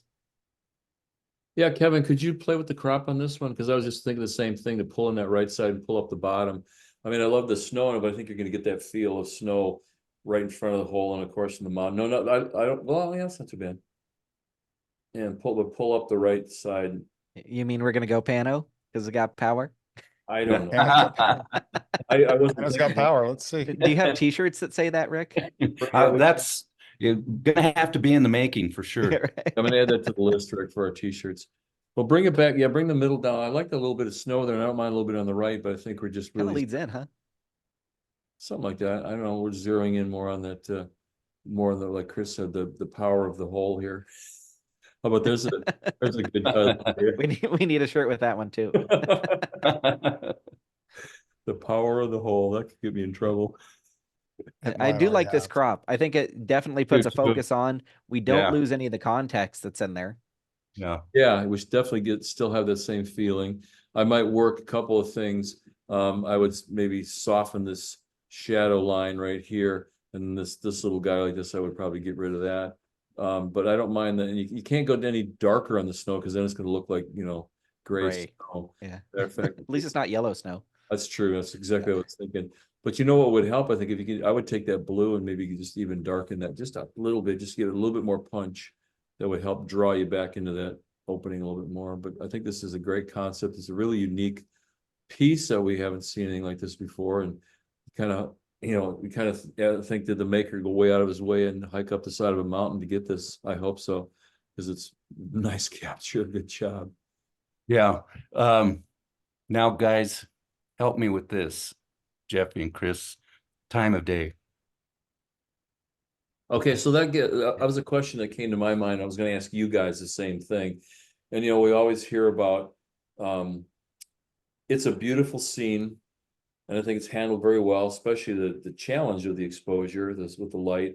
But for the more soothing images, I think you're leading the same way. I think I would, and it's the kind of thing, maybe it took you a day to get up there and you got there at the middle of the day, but 4 o'clock, 5 o'clock, 9 o'clock in the morning, sunrise, sunset kind of thing. I think this would be even that much more powerful, but I think we've got that harsh light is just keeping it from being that wow image to just being, this is really nice. Is that where you were going, Rick? Yep. I'm with you on that. Yeah. And that's hard, guys, because I mean, we get these images, we take the time to go somewhere, we do something unique, and it definitely is a unique piece. But when it comes down to the competition and really to getting those high scores and knock those judges out of their chairs, lighting is more than half of what it takes to get you to that wow factor. And I think had this been a darker blue sky later in the afternoon or whatever direction we're looking at, the rock would have been even warmer in color. The snow would have been a little more subdued. I think the shadows would have been softer. Man, then you'd have a piece that would be, 40 by 60 on the wall. Yeah. Speaking of time of day, I'm going to plug you a little bit, Jeff. Like, one of the nice things about going on a photo tour with Jeff is that he takes you to the pretty places at the right time of day so that you can get those shots. So he helps you make sure that you've got all the tools to be able to do that. Not only knowing where the cool stuff is, but when the cool stuff happens. Yeah. But, And and I haven't been to this hole in the wall, but I can just imagine it probably took something to get there, and then they're not going to stay there that long. So it's like, well, take the picture, don't not take the picture. But then you have that, and I'm almost we'll always go as far as say this is a moral question, should I enter it or not? And while it's beautiful and it looks great, and I think it's handled very well, it just because of that lighting, or maybe it's because all the judges have been brainwashed into looking at landscapes that either should be in the morning or the afternoon, and we're not going to put the score on it that you'd like to have. It's just something to consider, I This think. this is something that'll sell morning, noon, and night. Yeah. You know, Oh, yeah. in so many different ways, commercially.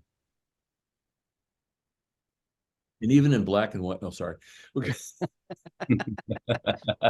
Hey, that's how the show goes.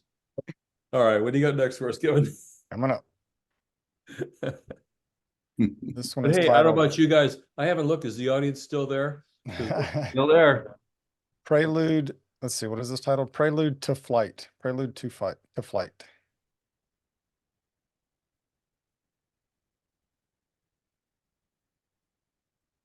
That is just very dreamlike, almost that twilight that's going. I like that we get the subject matter, the title kind of cues us in on that duck in that bottom right is what we should be focusing on.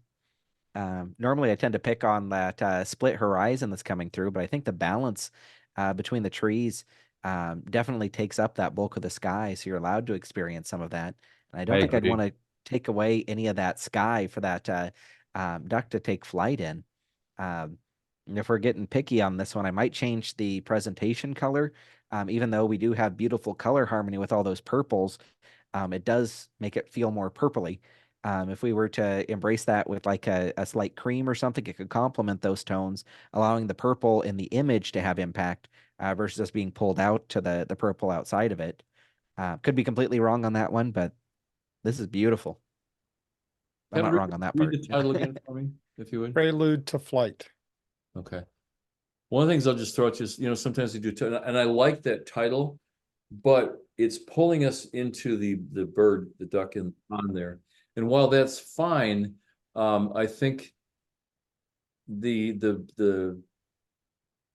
bird is not big enough to really be given too much attention, because it's almost saying, well, here's the story about this bird, and yes, it may be prelude to flight, but the bird is so tiny that I'm feeling like it's giving almost too much attention to it, so it's kind of losing it, because you'd think, oh, prelude to flight, you're thinking of something or visualizing something that could be just even more dramatic for this bird.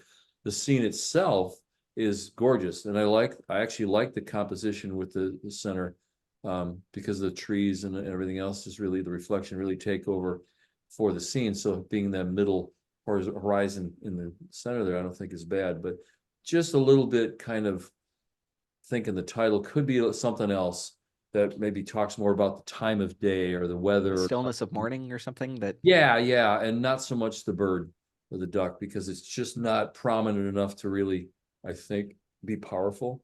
And that's just, Rick, what do you think on that? Yeah, and if I agree with you guys. And having said that, then well, let me get my tool. Do we need this part of the image? Wow, that's a real nice straight line. Propping in from the right, this is a beautiful image in this area, and I couldn't agree with you more. That central horizon line just really tells a story. And without joking, this I think would be a good candidate for black and white. Yeah. Because we have these really nice contrasty branches and nice reflection. Yeah, man. I like the added space on the right. I think it provides a little bit of a relief from the texture that's in the trees. Allows me to enjoy it a little bit more. Well, I was going to say what Rick was saying there. If you were to crop it more like he suggested, I would even crop it and get rid of the tree on the left and just really play up all the textures of the three trees there in the middle of it too. So I mean, again, Maker, this the three Trimigos. Yeah, and this is a good point that we need points of view. Yeah. Yeah. This is a point that we need to make out, and I make to our participants here, is that if Chris and Jeff and I agreed on every point on every image, what's the use? What's the sense in having us all here? We're trying to bring to our friends, different perspectives and something that you can chew on and take it from there and see where you can go with it. But I just think this is a beautiful image, and it definitely has potential, in my opinion. I think we can all agree on that.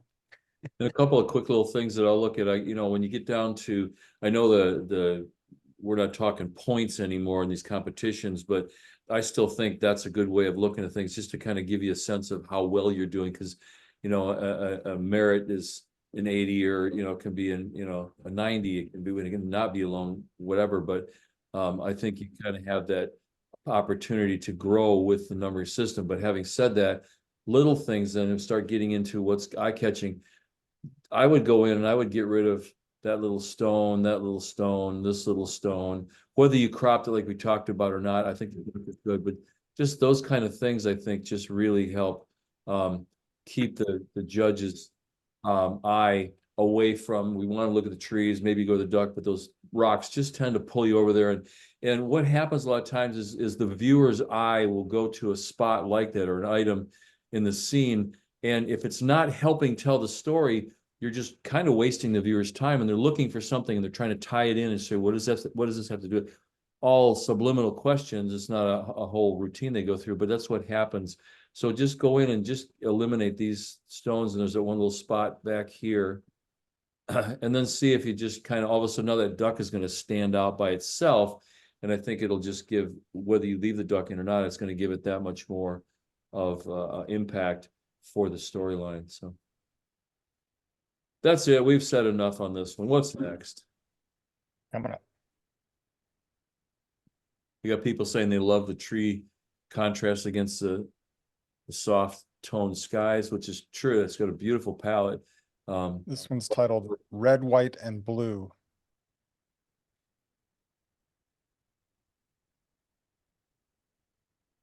Strong. Chris, what do you think? Yeah, that definitely looks like the Garden of the Gods.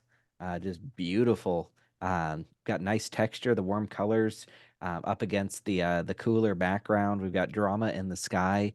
A lot of really cool stuff that's happening. I am missing some of the details in the bottom trees. They feel a bit underexposed compared to how textured the rest of the mountains are, and some of the areas that I expect to see. So, yep, if we were able to either bring all of that down to a deeper tone, making it a more dramatic image, or lighten it up so we get a little bit of texture in there, and then we are brought into the contrast of the mountains. Either technique, I think, could work really, really well with it. But right now it feels like it's halfway in between. Needs to decide which direction it's going.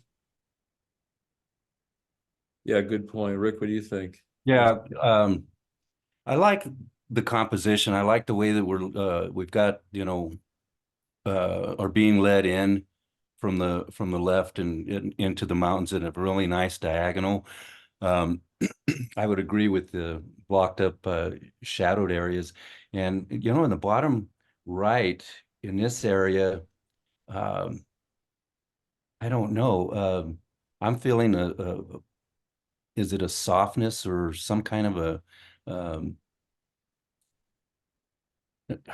for lack of a better word, kind of a smudginess in this particular area. Are you guys seeing anything like that, or am I? Yeah, it's Yeah, not quite out of focus. It's just, it looks like almost like a camera movement, or a movement kind of a thing. I'm kind of pixel peeping on this one, and I might be way off base, but I'm looking at some of the treatment that's there, and perhaps like a denoise or something came in to either add some texture in if it was cropped in aggressively, or if it was very noisy or grainy.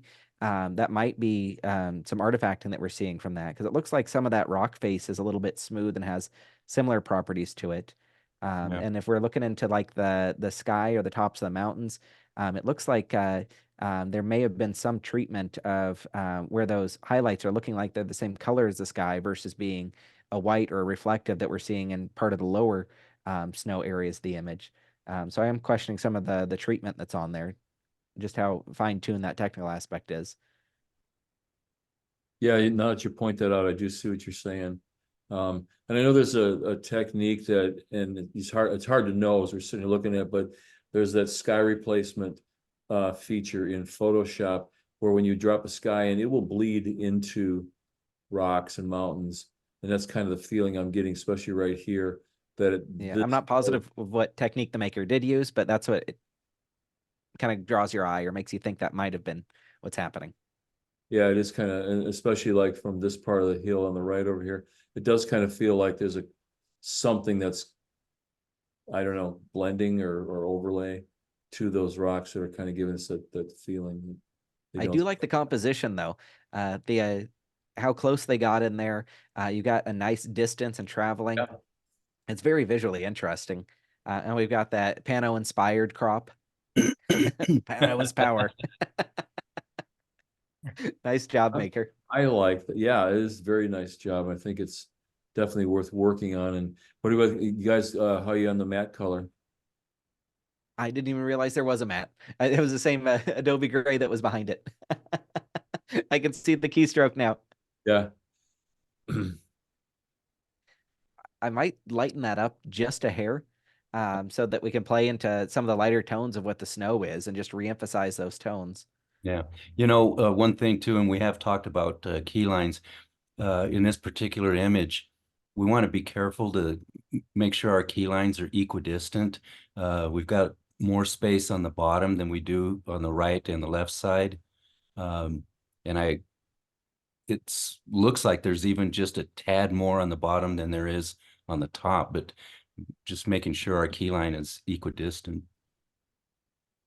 Yeah, good point. It just doesn't look like it's a finished piece. If your key lines, I mean, if you're going to do something different, you have the sides and the top the same, make the bottom longer. Right. Something we kind of used to do years ago with mats. But yeah, just you want to, I think, safer to keep it. I hate to play it safe, but it's safer to keep your key lines even than you don't have people like judges like Avalos and that who just have to pick those up and tell everybody about it. Sorry, Ricky. All right, what do you got Get for us, wrecked. Kevin? Sands of Time. Go for it, Chris. You gotta let me look at it for a second, experience it. It's got some really, really nice visual elements. I like the sweeping lines that we get in the foreground. It's kind of mirrored with the nice sweep that we have in the background or on that horizon. And then we've got the strong visual shadow that comes right at the peak of that sand dune. Lots of visual texture, nice shapes and movement that's coming throughout. The bottom does feel a little bit heavy. I feel like I'm torn between looking at the interesting texture, shadows and lines in the foreground versus what's happening in the background area. I think if we were to maybe crop up that bottom part, even though we'd be missing out on some of that beautiful texture, that it's going to add to the overall composition and make us feel a little bit stronger. Also, wouldn't be afraid to maybe darken that shadow a little bit, give us a little bit more contrast in that image, so that we don't feel so light and airy, but we've got a little bit of strength, something to give us kind of that yin yang, that fighting aspect. The vignette also feels a little bit unnatural. Just peeking in on those corners in a sky doesn't feel like something they'd necessarily see in real life. So if we just kind of leave that vignette free, I think that we'd be in really, really strong shape. What do you guys think? No, well said. I definitely agree with everything you're saying. And yeah, definitely that vignette in the sky caught my eye. So it just looks like an added inner shadow on that mat. Certainly not really needed on the lip or the inside of the mat. I think if you crop up, and Kevin, if you want to help us and play with that, I would crop it like right from this point across. I think we do have some lovely texture there, but I don't know if it's necessary, and I think it'll help really play up the just like in that, those diagonals from the bottom become more of a leading line into the scene. And I think again that long, narrow thing is a good thing. And maybe even now that those hills in front are more supportive.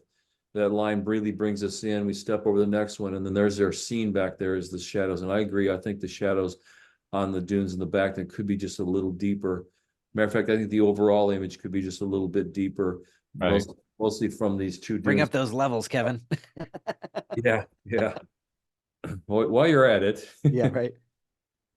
Yeah, bring the left black slider in until we just barely getting sexier, Keep sexier. going. Look at that. Look at that. Look at There, now you're talking. Yeah. See what it did to the sky too. Look at the little bit of feeling again. Oh, That's we got some texture.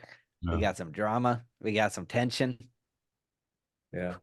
Now you're cooking with gas. Before, after. Yeah. I like it. I like it. I wouldn't be afraid to come down from the top just a little bit You know too. what? Yeah, I was just thinking the same thing, Ricky. That's a good call. Just maybe even cut that sky in half. Yeah, like in there, because that's going to just add even more. Rick impact. just wanted a Ooh. pano. That's all he wanted. We could just make it a 2-to-1 and then Yeah. You're about there. You're almost there. It's almost Yeah. there. Yeah. It's No, that's Yeah. sweet. Yeah. Yeah. No, and like I always say, the only thing that's left here in the bottom right corner needs to say Jeff Johnson down there in the bottom corner. right. We got a prize. Where is winner. this taken? Please GPS me the coordinates. No, what it's missing is Yeah, here we go. where's my You want a bride down there, or do you want a family group? no? I want an A guy in a Arab. boat. I want an Arab on a camel. There you go.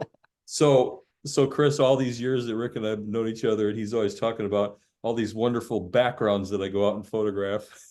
To put his family through. That would be for my Arab with his That would be- camel. Right Yeah. about that. Sweet. 3 camels with 1 rider, or 3 camels with 1 person walking them, walking up that slope. There you go. There you go. Good Nice. stuff. We like this one. What's next? Savoring the last rays. Okay. Wait, savoring the day's last rays. Yes. Oop. Sorry. I was Sorry. like, what's that moose got in its nose? It was the overlay. Savoring the day's last rays. I think the idea for the title is not bad, but you might want to. It's a little tongue twister kind of feeling. I'll just say real quick. I think so. First thing I see, I mean, I really like this nice close up in your face feel of this moose here, and even the flowers are nice.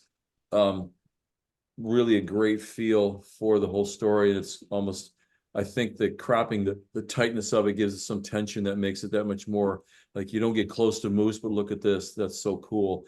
Couple little things. This one particular leaf softness kind of pull. I mean, I know there's some other leaves, weeds or whatever that are out of focus, but that one just asked for, I think, a little bit unnecessary attention. And then, and I'll ask you guys about this, the color.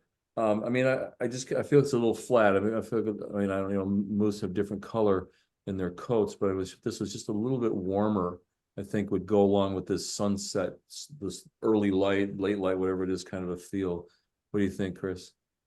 I'm right there with you. That a little bit of vibrance that's just added into those warmth tones will just further provide a form of contrast up against the background. We're very similar in tones. We're very similar in the color. They're both kind of busy, so we want to give ourselves as many favors as possible to help separate it from that background. Yeah, you think I'm kind of. What's that? Oh, I'm sorry. I thought you were done. I'm jumping all over you there. Go ahead. I'm torn on the flowers on the bottom.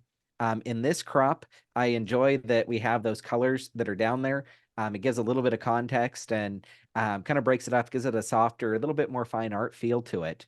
On the other side of that, and in that same breath, it's also an area of really high contrast, and we have color contrast, vibrant colors up against a muted scape.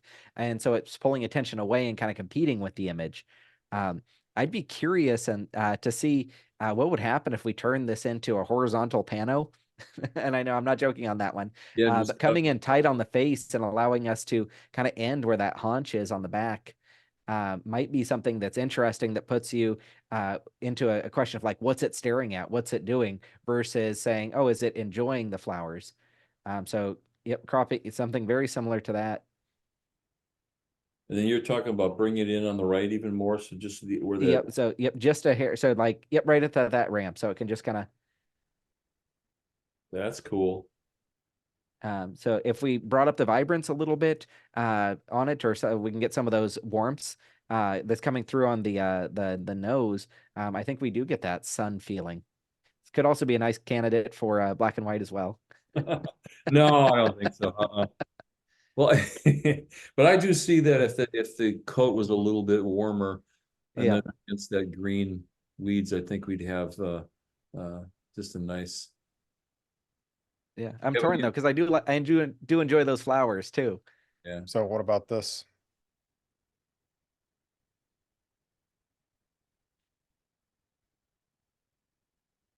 and leave the flowers. Oops.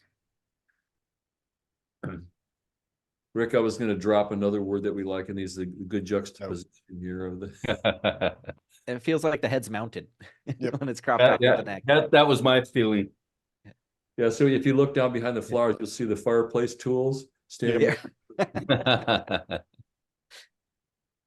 But I do Okay, like, next I up. but I like that crop you had there a minute ago, Kevin, when you, above the flowers and just inside that hump. I think that was kind of interesting. You want to see that again? Sure. If you don't mind. Not at all.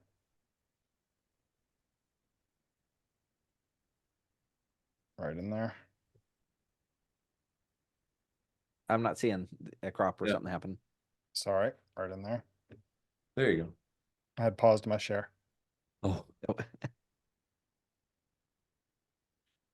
yeah, and of course, then you see this, and the first thing you think of is the next judge and say, "Well, that's awfully tight. I back off." Yeah. A little bit." So that maybe didn't work, but I think there's some potential there. And it's funny, you know, when you go back to the full thing, I don't mind the flowers so much. I think it If just, the color was brought down, maybe yeah. so Yeah. it wasn't so dominant in color. Well, either that or the color of the coat and the color of the green and the weeds were brought up to be more in the same saturation level. But yeah. Do you want me to do that? Is that what you're asking? Not necessarily. Or The just vibrance? You want more vibrance?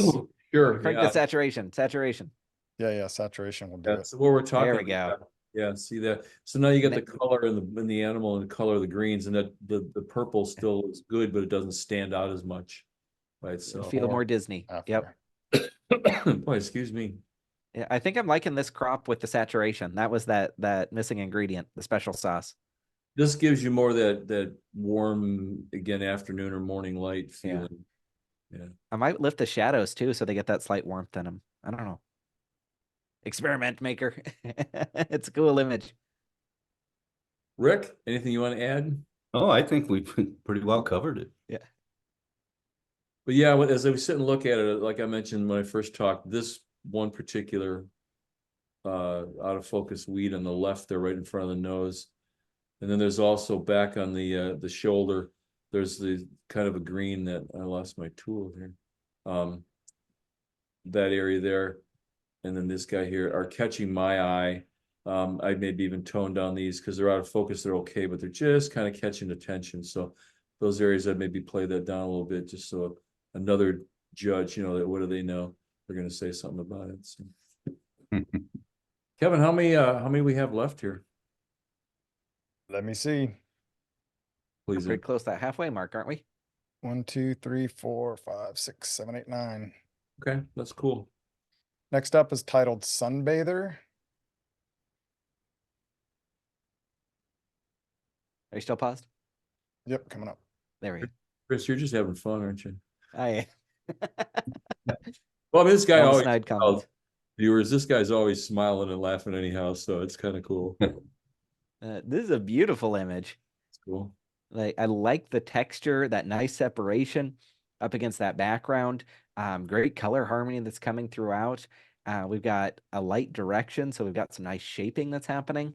Definitely some strong technical skills here. It does feel a little bit underprinted, like I'm getting a little bit dingy in the highlights. And the shadows are getting pretty dark, especially like on the right foot and some of those background elements, that very bottom right area. If the entire thing was able to be lifted up so that we can get not quite pure white, but just below that, I think this would shine really well. Yeah, these birds are definitely a very bright white, and they're hard to photograph too, but this maker's done an excellent job of giving us all the texture, and then it's easy to, especially you get any little bit of sunlight on these birds, and these areas here just get blown out so easy. So kudos to the maker for handling that. But yes, I agree. I think the overall, especially the bird could be just a little bit brighter. I don't know if if there's a color cast. I'm feeling a very warm color to it, which is not a bad thing, but yeah, just a little simple like that. It could just give it a little punch, I guess is what we're looking for, is what it's going to do. It just feels a little flat, even though there's definitely a nice contrast range. Rick, and add to that? Yeah, those were my initial thought was Okay, exactly. Good job, Okay. Kevin, with the contrast that you added. There you go. Yeah, Yeah, yeah. it just snaps so much better. What's Yeah, happening in the very bottom right? yeah, I was just gonna go there. Like, There's the shadow behind the stick or something that's just attracting yeah, it. Yeah, yeah, that little bit there. I maybe would that's some artwork then, or I don't know. It's just the way the stick is, guys. Okay. Yeah. Yeah. Yeah. That feels distracting. But just that little bit of shadow, I would get rid of that. But I think, yeah, just brightening it up. Man, the colors, the matte choice is great. The stroke is just subtle. It's there. I think there's a winner here. Maybe Nice job. I might even go in, and because those eyes are real yellow, I would go in and add just a little, probably brightness to the. You could even do it to add a little, maybe a little color boost and a little brightness to the beak and the eye, and then that would really stand out because you're fighting with the white of the down there. That I think the eye could stand out a little bit more. But nice work, Maker. Next I up, agree. There's thumbs up popping up in the chat box over here from everybody. So good call. Good call. this one's titled Sunrise Shadows.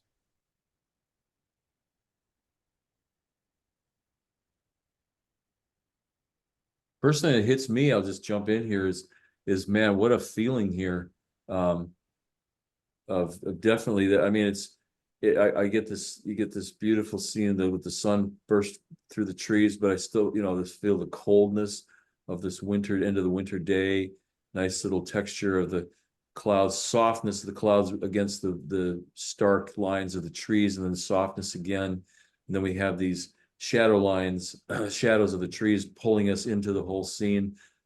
Just nice balance. I like the whole proportion of it. This is really strong, good soft mat that supports it. And Chris, we think? Yeah, I'm agreeing with you on all those high notes. The tones are just beautiful that's coming throughout it.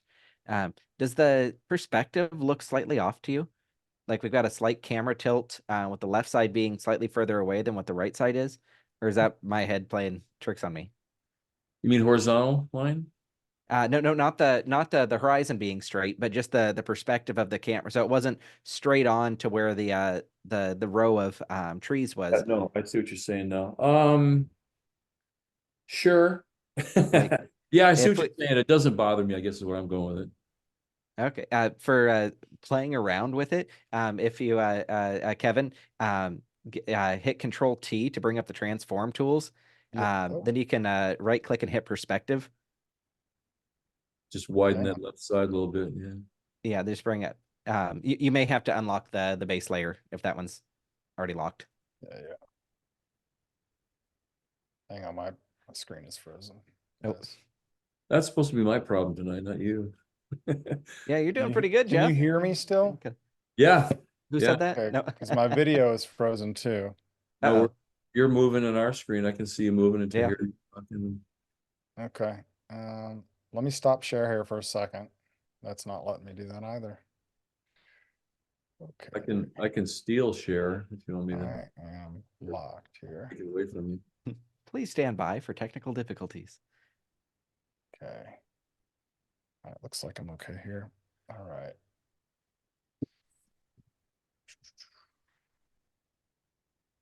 Good grief. While he's doing that, Rick, tell us what you think. Wow, I'm really taken by this image. So many things that we're supposedly taught not to do, by having the sunburst come straight through in the middle, just really adds to the power. These strong diagonal lines that are lead-ins right into the subject. We've got everything in thirds. The foreground is in a real nice, pleasing third. The row of trees is, basically in a third, and then we have the sky occupying about a third of the image. So compositionally, I think this image is really well handled. Beautiful silhouettes of the trees. We see the I don't want to say detail, but we see the outlines of the branches so sharp. Yeah. Great And difference. there's definitely even storytelling to me in this image. Beautiful. This is one of those things that, and we don't rarely ever talk about this. We always talk about the rule of thirds, but this is what I kind of refer to as an overlapping rules of thirds. You've got the snow, you've got the trees and the sky, and yet the trees stand forward, come out on top of it. So the horizon line's behind the base of the trunks of the trees and so on. It just really gives a lot of great depth to this. How you doing, Kevin? It's beautiful. Yeah, I'm good. What were you wanting, Chris? If you right click after you've hit your end transform property, so right click, Yep. and then we've got perspective. Yep. And then on the left side, just drag up that top left corner a little bit, and it'll bring that left side to there somewhere, not quite as much, just very subtly, but somewhere Yeah. around like there. Let's see what Kind of you're gives after. us the looks like we're straight on and perfectly square to it. Mhm. Yeah, I see when you do that. I see what you're saying more. Yeah. It's subtle, but I think that it does allow the symmetry of this scene. Like the only sweeping line that we have is now our trees coming down, and almost like that staircase or ramp sort of thing. Everything else, we have such strong vertical lines that it just adds a strong visual element to it. Kind of like the storms on the left half and the or left 2/3, and then the clear skies on the right third. It's fun to see just those subtle things. Gosh, it's really nice. Yeah, it's one of these things that it's just, I mean, there's not much to it in terms of. And I'm This- sorry, Jeff. No, I was just saying it's a very simple story, but it's very compelling. It's very strong. I'm just feeling Nice job, maker. that if we make that adjustment, can you click back and forth, Kevy, again? On his perspective change. Yeah, I really like the original. I think we're not when we do the change, I'm not feeling the panel power as with the original. Everybody's allowed to be wrong every now and again. Well, no, it's Well, This will be your first time, Rick. Everyone's Chris, everyone's entitled to their own ridiculous opinion. Yeah. The trees on the right are closer, just FYI. And I'll play the middle role because when you first said that, Chris, I had to look for a minute and say, yeah, I see what you're saying, but it didn't bother me at all. I don't mind because what I like about it is the kind of the triangle that the trees are creating, the top line of the trees and then the bottom. So it's just creating that kind of that nice dimension. So I wasn't looking at them as being a different perspective, but it worked either way, I think. But this is, I mean, to the maker, this is even the matte thickness and matte color. Yes. Right Yep. on. Yep. Right on, man. Right Okay. on, Ski. Next up. So a couple of people are thanking us for this show this evening in the chat box. So, hey, you're very welcome. We're glad you could tune in and hope it helps and hope you can tune in next week. We got a few more images to go, I think, or Kevin, isn't that true? Next month. Sunset Magic is this one. That is a great use of back or rim lighting. Boy, no kidding. And Like, it well, too, we just- don't lose any highlights to details too much. Yeah, it glows really, really nicely. It doesn't feel blown out. We're led right into our subject, which is nice, and it's balanced out with the rocks, gives context. Got great separation from that background. Getting picky a little, the matte doesn't appear to be equidistant around. We appear to have wider on the sides versus on the top, Correct. which takes me out a little bit. And then we've got a really heavy texture on the matte that I find distracting. I could get it being like a leathery type thing, but it feels like almost a rocky type texture. Yeah, I think they could have gotten by with a little thinner liner or a lip, and even that tends to not quite be a color that works well. And then, yeah, no, I think even no texture or very, very subtle in the matte. And I think this would be because the mountain goat is just stunning. The rocks, the light, the glow of even the haze kind of feeling across the rocks of this probably dusty air with the sunlight coming through the background. It's just a real magical scene, and the matte does take away from it. So definitely change the matte maker. Rick, anything to add? No, you guys covered it. Well, good, man. What do you expect? I'm proud of you. Somebody's got to be. Next up is The Elegance of Pain. Ooh, that's a interesting one. Oh, that's good. Oh. That is a great title. See that right there? The title is worth some points for sure. Go ahead, Chris. What do you think? Yeah, so commercial image with a little bit of personality and style, definitely get points for that. I like how we've got some interesting shapes on the bottom as they kind of self-frame themselves and produce almost like lips that are coming through, which is kind of fun. It's a difficult subject to photograph anytime that we have like those patent leather heels that are going to have all those glossy points. We got to be very aware of where our reflections are at and how they're adding or detracting from it. The shoe that's on the camera right, I think is a nice job of kind of balancing the dance, if you will, between the highlights and the shadows. On the left, the highlights get a little bit aggressive to the point that I'm being drawn into that left area and not allowed to enjoy the composition, the symmetry that we have in it.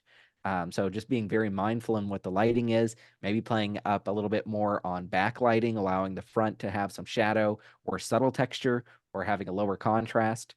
Um, but it's again a very challenging subject on it. But I think the creativity is really strong with it. Yeah, I do too.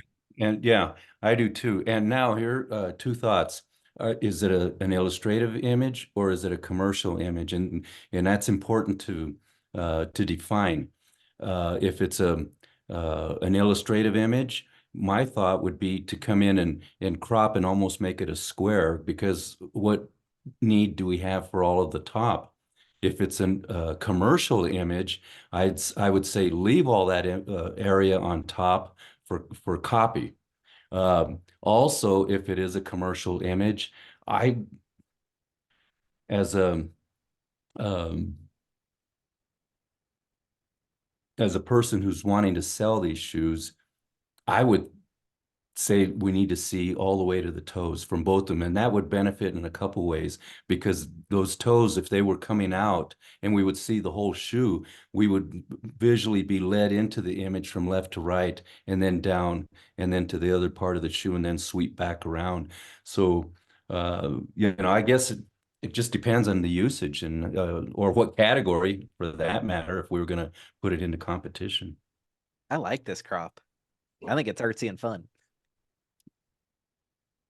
Yep, I agree with you guys. I was a little worried there because Rick, you kind of said what you would do with these shoes. And I thought you were going to say when you wore them, but Yeah. At least your metal looked great. guys, what do you think about, and back in the day when I did a lot of commercial stuff, and this is tough, but what do you think about seeing the inside of the other side of the shoe? Is that, because I don't think a manufacturer or a company would like that as far as the commercial piece would go. I personally would have taken it out if I were doing the shoot. Lower the camera a little bit. Yeah. Just to get this edge right here of the shoe. Yeah. Slims them up a little bit too. And again, more from a commercial sales of these product kind of standpoint, I think that may have been something to keep in mind. And I say that because when over the years, when we've seen commercial pieces go into competition, they've got to be right on, because a lot of the judges who are commercial people, they know their stuff and they will pick out little things like that. And you'll look at it and go, I didn't even notice that. But we do the wine bottles, glassware and silver and stuff, and they can see the shape of the light form that you use, and you can see reflections of things in there that a manufacturer of those kind of things wouldn't do. So just beware of little things like that. But I think this concept is just really cool. Good kudos to the maker there for seeing this. And that's a good point, because I remember way back, a commercial photographer told me that when it comes to product photography, there's almost no excuse. He was telling me, because other than like photographing a family with a 1-year-old, a 3-year-old, a 6-month-old, or a landscape where you don't have any control over conditions, and we have just a limited amount of control in our portraits, because maybe it could be time constraints, it could be any number of concerns. But he made a point, and he says, with product photography, the client brings the product, let's say tabletop, something like this, and they leave it there for however long that you have to work on it. So you have total control over these elements. And back in those days, you know, it was one Polaroid after another till they refined the lighting and the composition to get the final image on an 8x10 or 4x5 sheet of Ektachrome or whatever they're using. Good So point. just something to think about. All right. Okay, next up. Truly chill. Truly chill. Oh yeah.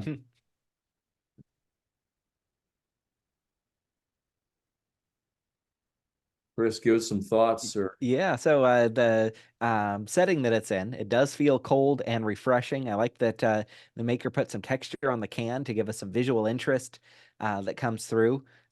Really nice. The perspective does feel a little bit off. Feels like we're slightly off center for having a top-down shot. Maybe it was on a tripod that was just angled ever so gently versus having that left edge prop back up. So I'd love to see that perspective handled a little bit. The highlight that we're seeing that goes through truly, the word truly is a little bit distracting. If we're going to have a product photo with a title on it, would be nice to have the accent and not distract from what the brand name is. Fruit Punch pops really, really well, being nice and centered. And then the bottom, about maybe fifth of the image, feels very dark and gritty versus as light and bright as we see the rest of the ice on it. What are your thoughts?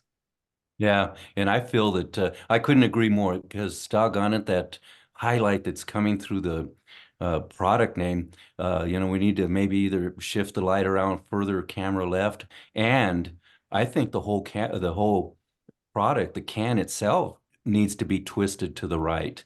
You know, we have truly almost going into the ice to the left, and you know, and it's the logo that is important as I see it. You know, by twisting the can a little bit more to camera right, and I agree. Maybe even just cropping from the bottom would help it out. Yeah, good stuff, guys. I agree with all. Yes, when you get a product like this, especially when your color of the name of the product is closer to the color of the can than the Fruit Punch, I definitely would have twisted it to make that black stand out. I don't mind the glow of the reflection of the light going through it because there is enough contrast there. But again, I think if Truly was more central on the can instead of Fruit Punch because of the two different colors there, I think that would be good. But and the crop, like Rick mentioned, I think might be helpful because those bottom fifth, sixth of the image in that top right corner are just fading off into a different tone that is pulling us away. But great idea. It's one of these things I'd love to see, you know, go back and do it again, play with it some more and try and tweak those little things. And I think you'll find something to be even more successful. Great idea though. I love the pink ice and the whole feel of it. Even the matte works for this. But just those little tweaks I think could take this up over the hill. Right, next up, we have 4 more, by the way. Okay. We're doing well. This one is titled Turbulent Waters.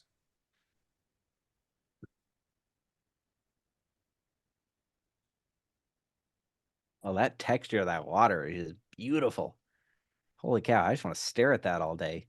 It's coming through and it's got such interesting shape that's coming. And then you get that little Easter egg down in the upper right on that horizon, those extra little rocks that are there. Kind of a nice balance between our setting and the scene. The rock that's I'm assuming going to be our primary center of interest does feel a little bit dark. Especially with how we're in those lighter mid and high keys with the water. I want to see more texture and more detail that feels like it's a little bit more cohesive with what this scene is. So whatever we can do to enhance that so that we've got the calm and stillness of the rock with the texture of the water and balancing those two out, would love to see. Rick? Yeah, I feel that, let me get my, yeah, I feel that we need to open up the dark areas here. You know, Chris nailed it with that Easter egg thing. And I call this, you know, diagonally opposed composition where you have your main subject and then it's supported by another element in a diagonal position. But other than, opening up the shadows a little bit, I think it's a beautiful image. The water was handled really well. Yeah, I agree on everything that you guys have said. The only thing I might do a little different. I don't mind this rock being darker. I think it kind of goes in with the look at the sky, how wonderful that is. And the splashing back here, these, like you said, the little pinnacles back here, the waves in front of it shows the turbulence, it shows the real sense of that. And I think if this, what I would have maybe done on this particular rock in front is to maybe just go in and kind of dodge these highlights a little bit more. I like that this has a little bit heavier feel to it because it is close and right in our face, and it is the primary subject. Yeah, it could be maybe a little bit dark, but I do like the softness of the rock, the wall in the background, and the pinnacles back there. We've got distance, we've got mist in the air, we've got wind blowing, water spray. So this is closer, it's going to be sharper and cleaner. So I don't mind that it's dark. Again, I think just if the highlights were just a Kevin, little. can you select that the rock with like the object selection tool? Where is that in this new Photoshop? It's on the left by like where the magic wand is. Yep. If you long hold. Oh, okay. Well, quick selection will work. I don't know why it's not on that one, but Oh yeah, that's not gonna select. There we go. yeah, there's the most part. All to get rid of those guys. Shortcuts don't work well when you're in Zoom, by the way. Oh, okay. We can leave that, but can you hit Control L and just bring up the white point? Yeah.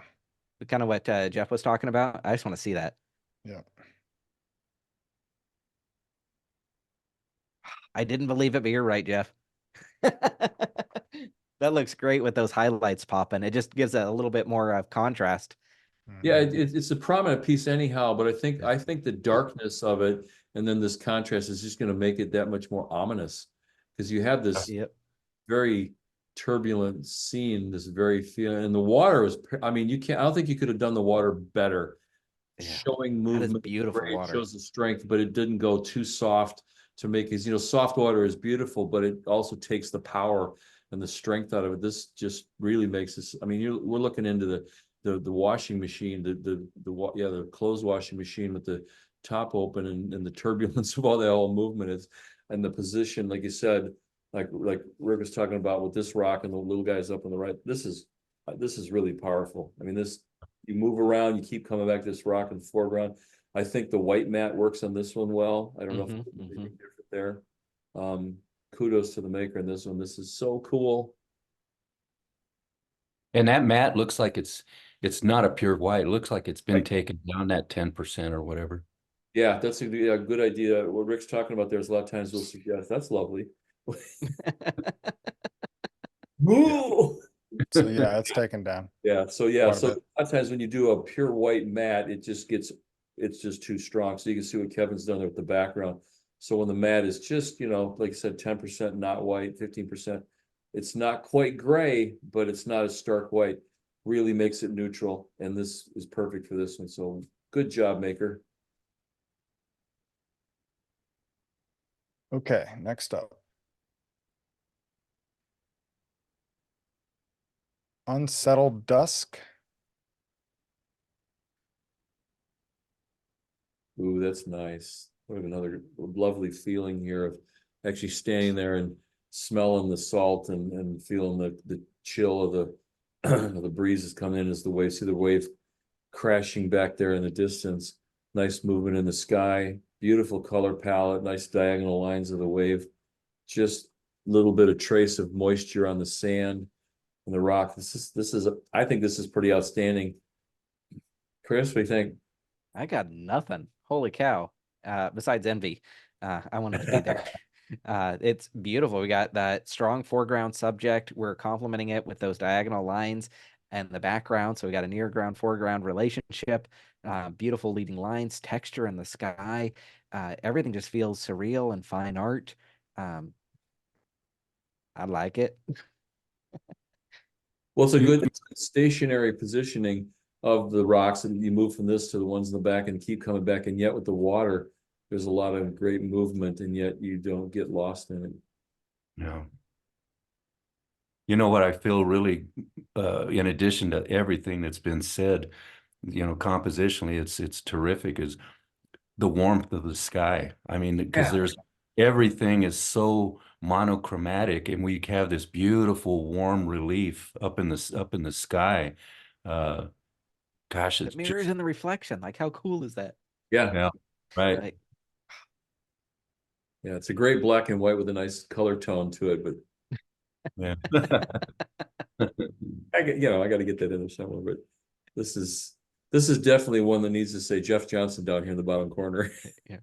Would you put that in the bottom left or the bottom right? Either way, Yeah. I'd probably go right, left corner. Now, the only thing it's missing Oh, is The family. someone Circle. standing on the. I don't have my deal here. Anyway, Oh, sorry. Right here. oh, thank you. Someone either standing here or sitting here in silhouette. No, no, no, no. No, it's awesome right the way it is. Oh, of Mhm. course it is. You know what I'm saying. Oh no, I I'm know. always about bringing in the human element. Right, yeah. We want to put what you want to do, Rick, is have where you put your drawing there is put a surfer in a wetsuit holding the board, just looking There out. you go. Don't mess with perfection. Yeah, make her leave this It's alone. been nice having you here, Chris. Rick, are you glad the show's almost over? Is that what you're saying? We've waited for this guy for 2 months, man, or more. Yeah, Maker, this is fantastic. I love this. No, and anyone, and that would include pretty much everyone that's on the show tonight, knows where I go with when I say these things, like putting a person here. Absolutely. Absolutely. That's the fun in it, is the poke we jest at each other. So, okay, Kevin, go ahead, man. Hold me up. When the stars align. Can I get rid of that surfer? No. It was the gecko. The guy. That's too funny. This is really nice. Great composition. It does feel believable in terms of having the scene, our foreground and our background elements feeling like they belong together. It doesn't feel overly bright, overly dramatic. We're always going to, anytime that we have a composite like this, battle with that cutout feeling. So we want to make sure that we're trying to combine the elements as best as possible so that it feels like a natural, believable scene. I think the maker's done a nice job of kind of bringing those in. The crop's very visually interesting. We have a nice kind of balance between the two elements of our foreground with what's happening in the Milky Way. I think there's a lot of really cool things here. That muted color palette, though, has definitely helped bring stuff together. Rick? Yeah. I think that, we have this vertical panel that really lends itself well to it. And I wouldn't see it really any other way as it's presented. And I understand, that we have muted light, but the foreground, it just a tad opening it up. I mean, I understand it's going to be muted by the light and the time that it's being photographed, but especially in the area here, just opening it up just a tad. And I'm, nitpicking, yeah, maybe, but when you have an image that has so much potential, we really want to offer thoughts that we feel will take it to that next level. Agreed. That's definitely what we're trying to do here, is just kind of push it a little bit more. And I kind of feel like being this night sky feeling, and composite or not composite, doesn't matter. But I think that the rocks and in the ground could be a little bit, just a tiny bit more saturated in color, and a little more deeper in density, a little bit darker, not much, but just a little bit. Because when you get this time of day, time of night, when you have, again, whether it's a composited piece or it's a one-shot deal, these shadows and the shadow sides are going to go really, really deep. And opening them up is fine, but then it tends to kind of wash it out and make it flat. So I think if you, and yeah, being careful what Rick is saying down here, but especially the rocks, if they were just a little bit more color and just a little bit darker, I think it has something that would feel more Uh-oh, we're losing him. Losing me? Hello? Oh, yep. Or at least you froze up on my end. I'm not sure if Oh, that Yeah, was I just me. I could sort of hear him. He's choppy. Jeff, you there? Oh, yeah. Can you hear me now? Okay, got you.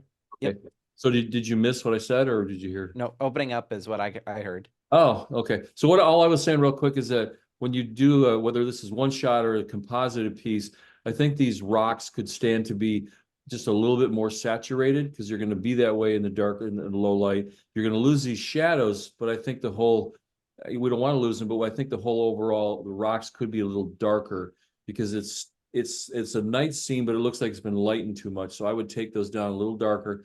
Again, what Rick said, let's not lose the shadows in here, but I think it would serve best to make it feel more like a cohesive night scene if these rock shapes were just a little more saturated, a little bit darker. Let the highlights stand out, but let these shadows go just a little deeper because you got good detail. You're not going to lose them. But I think that would serve to make it more of a realistic, as if you were actually standing there looking at it, because that's what I see. Get that one? Anyway, that's your story and you're sticking to it, right? Damn straight, man. Damn straight. What else you got for us, Kevin? Come on up. This will be the last one, actually. No. I know it's fun. This one is titled Who's Got a Cracker?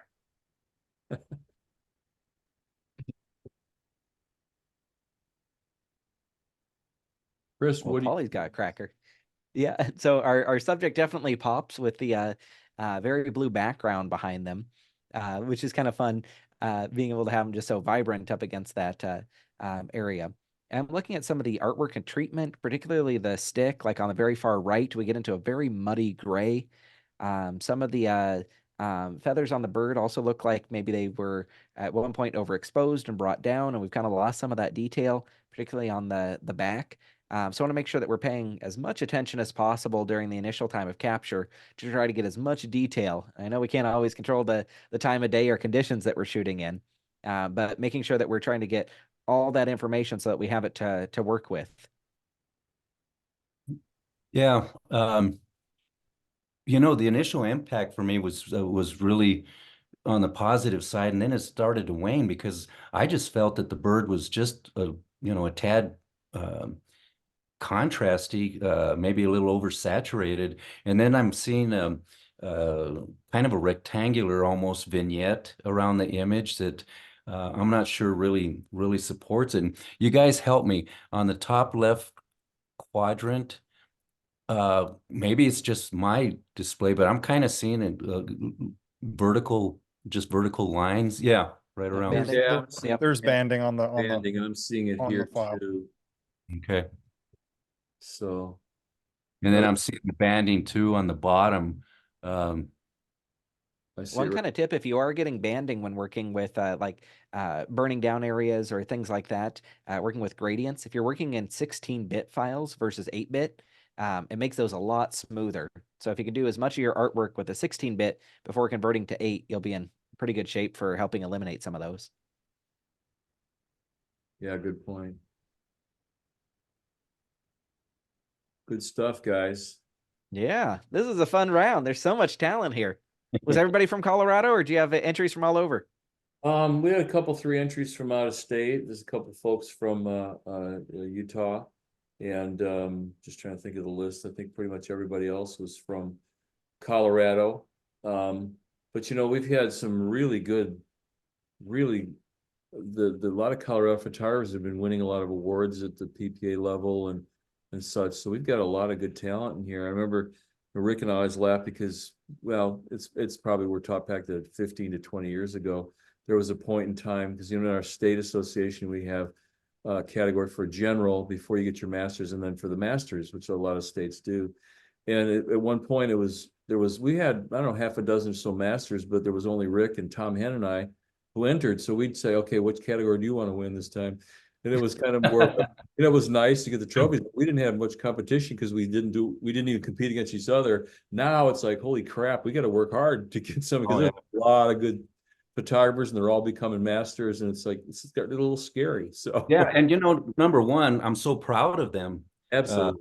for what they do, and secondly, that they've raised the bar. So we can't sit on our laurels, man. We got to step it up. Yeah, we got to make good images now, Rick, so we can get some awards. Yeah. And we can't scoot by because nobody else was competing with us. Right. Very cool. Chris, any final words you want to offer our makers? Just congratulations on the excellent images. Holy cow, there's a lot of talent here, both developing talent and those that have it polished and down. So it's really, really cool to see. Thank you so much for letting me be a part of that. Well, we're happy to have I'm walking you. away inspired here. That's cool. Well, Well, we're we get a lot so of, pleased.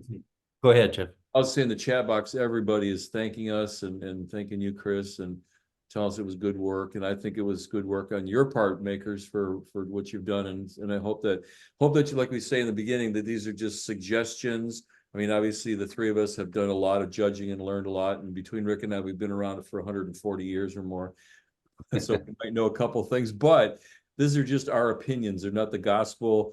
Do what you feel best, but just know that we have the best interest in heart for you folks to help you out. And it doesn't have to stop here. We're more than happy to work with you further on your images outside the broadcast. And we're going to have some wonderful other folks coming in. Like I said, Kevin's going to be one of our guests in a couple of months as soon as we figure that out. Chris, again, I can't thank you enough for bringing us your talents and your happy smiling and the bow tie to make us all feel good about our images. So.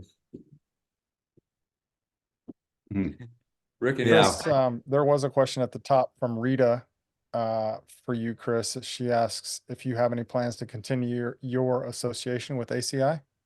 Oh, so ACI still sponsors me as I go and put on programs and stuff like that. But for the webinar series, kind of go in a different direction on that one. So nothing in the works yet. And you do a wonderful job with those interviews, Chris.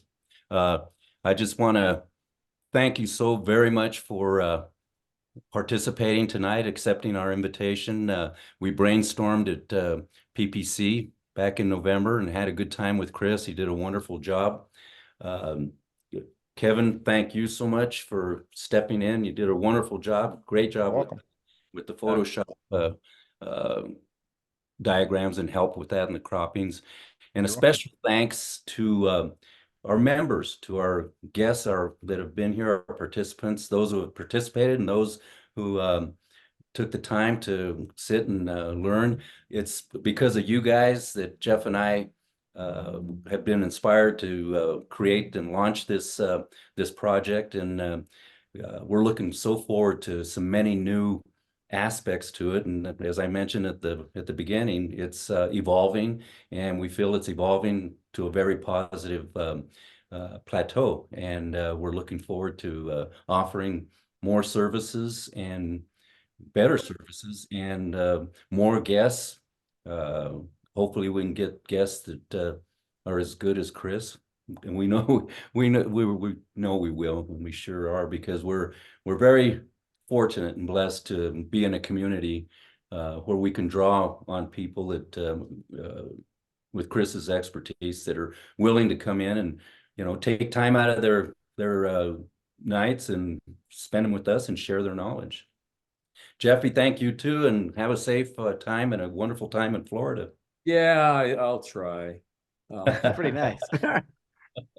Yeah, and I want to thank all you listeners for trusting us to put something out there that is beneficial, because Rick and I, we have fun doing this, and it is a great time to do it and bring our friends in to help out. But man, it's all you are on our minds is why we're doing all this, because we both were very fortunate to grow up in the business, having fathers who were very talented, very happy to give, and knew if they didn't have the answer, they knew who to turn to get the answer. So man, I can't tell you how fortunate, how lucky we were that we had that kind of opportunity. But we also know there's a lot of you who have gotten into this business, this profession, however you want to look at it, who have just kind of had to figure everything out along the way. So that's why we're here. We're here to at least be one of those places for you to get some answers, if not be your, we hope, primary source when you got a problem or an issue, because we know lots of folks, we have lots of years of experience. We don't know everything. We just pretend like it, but you know, and then Rick's got a lot of good jokes too. So it's all worthwhile. So thank you everybody for tuning in. And next month we're going to be live again.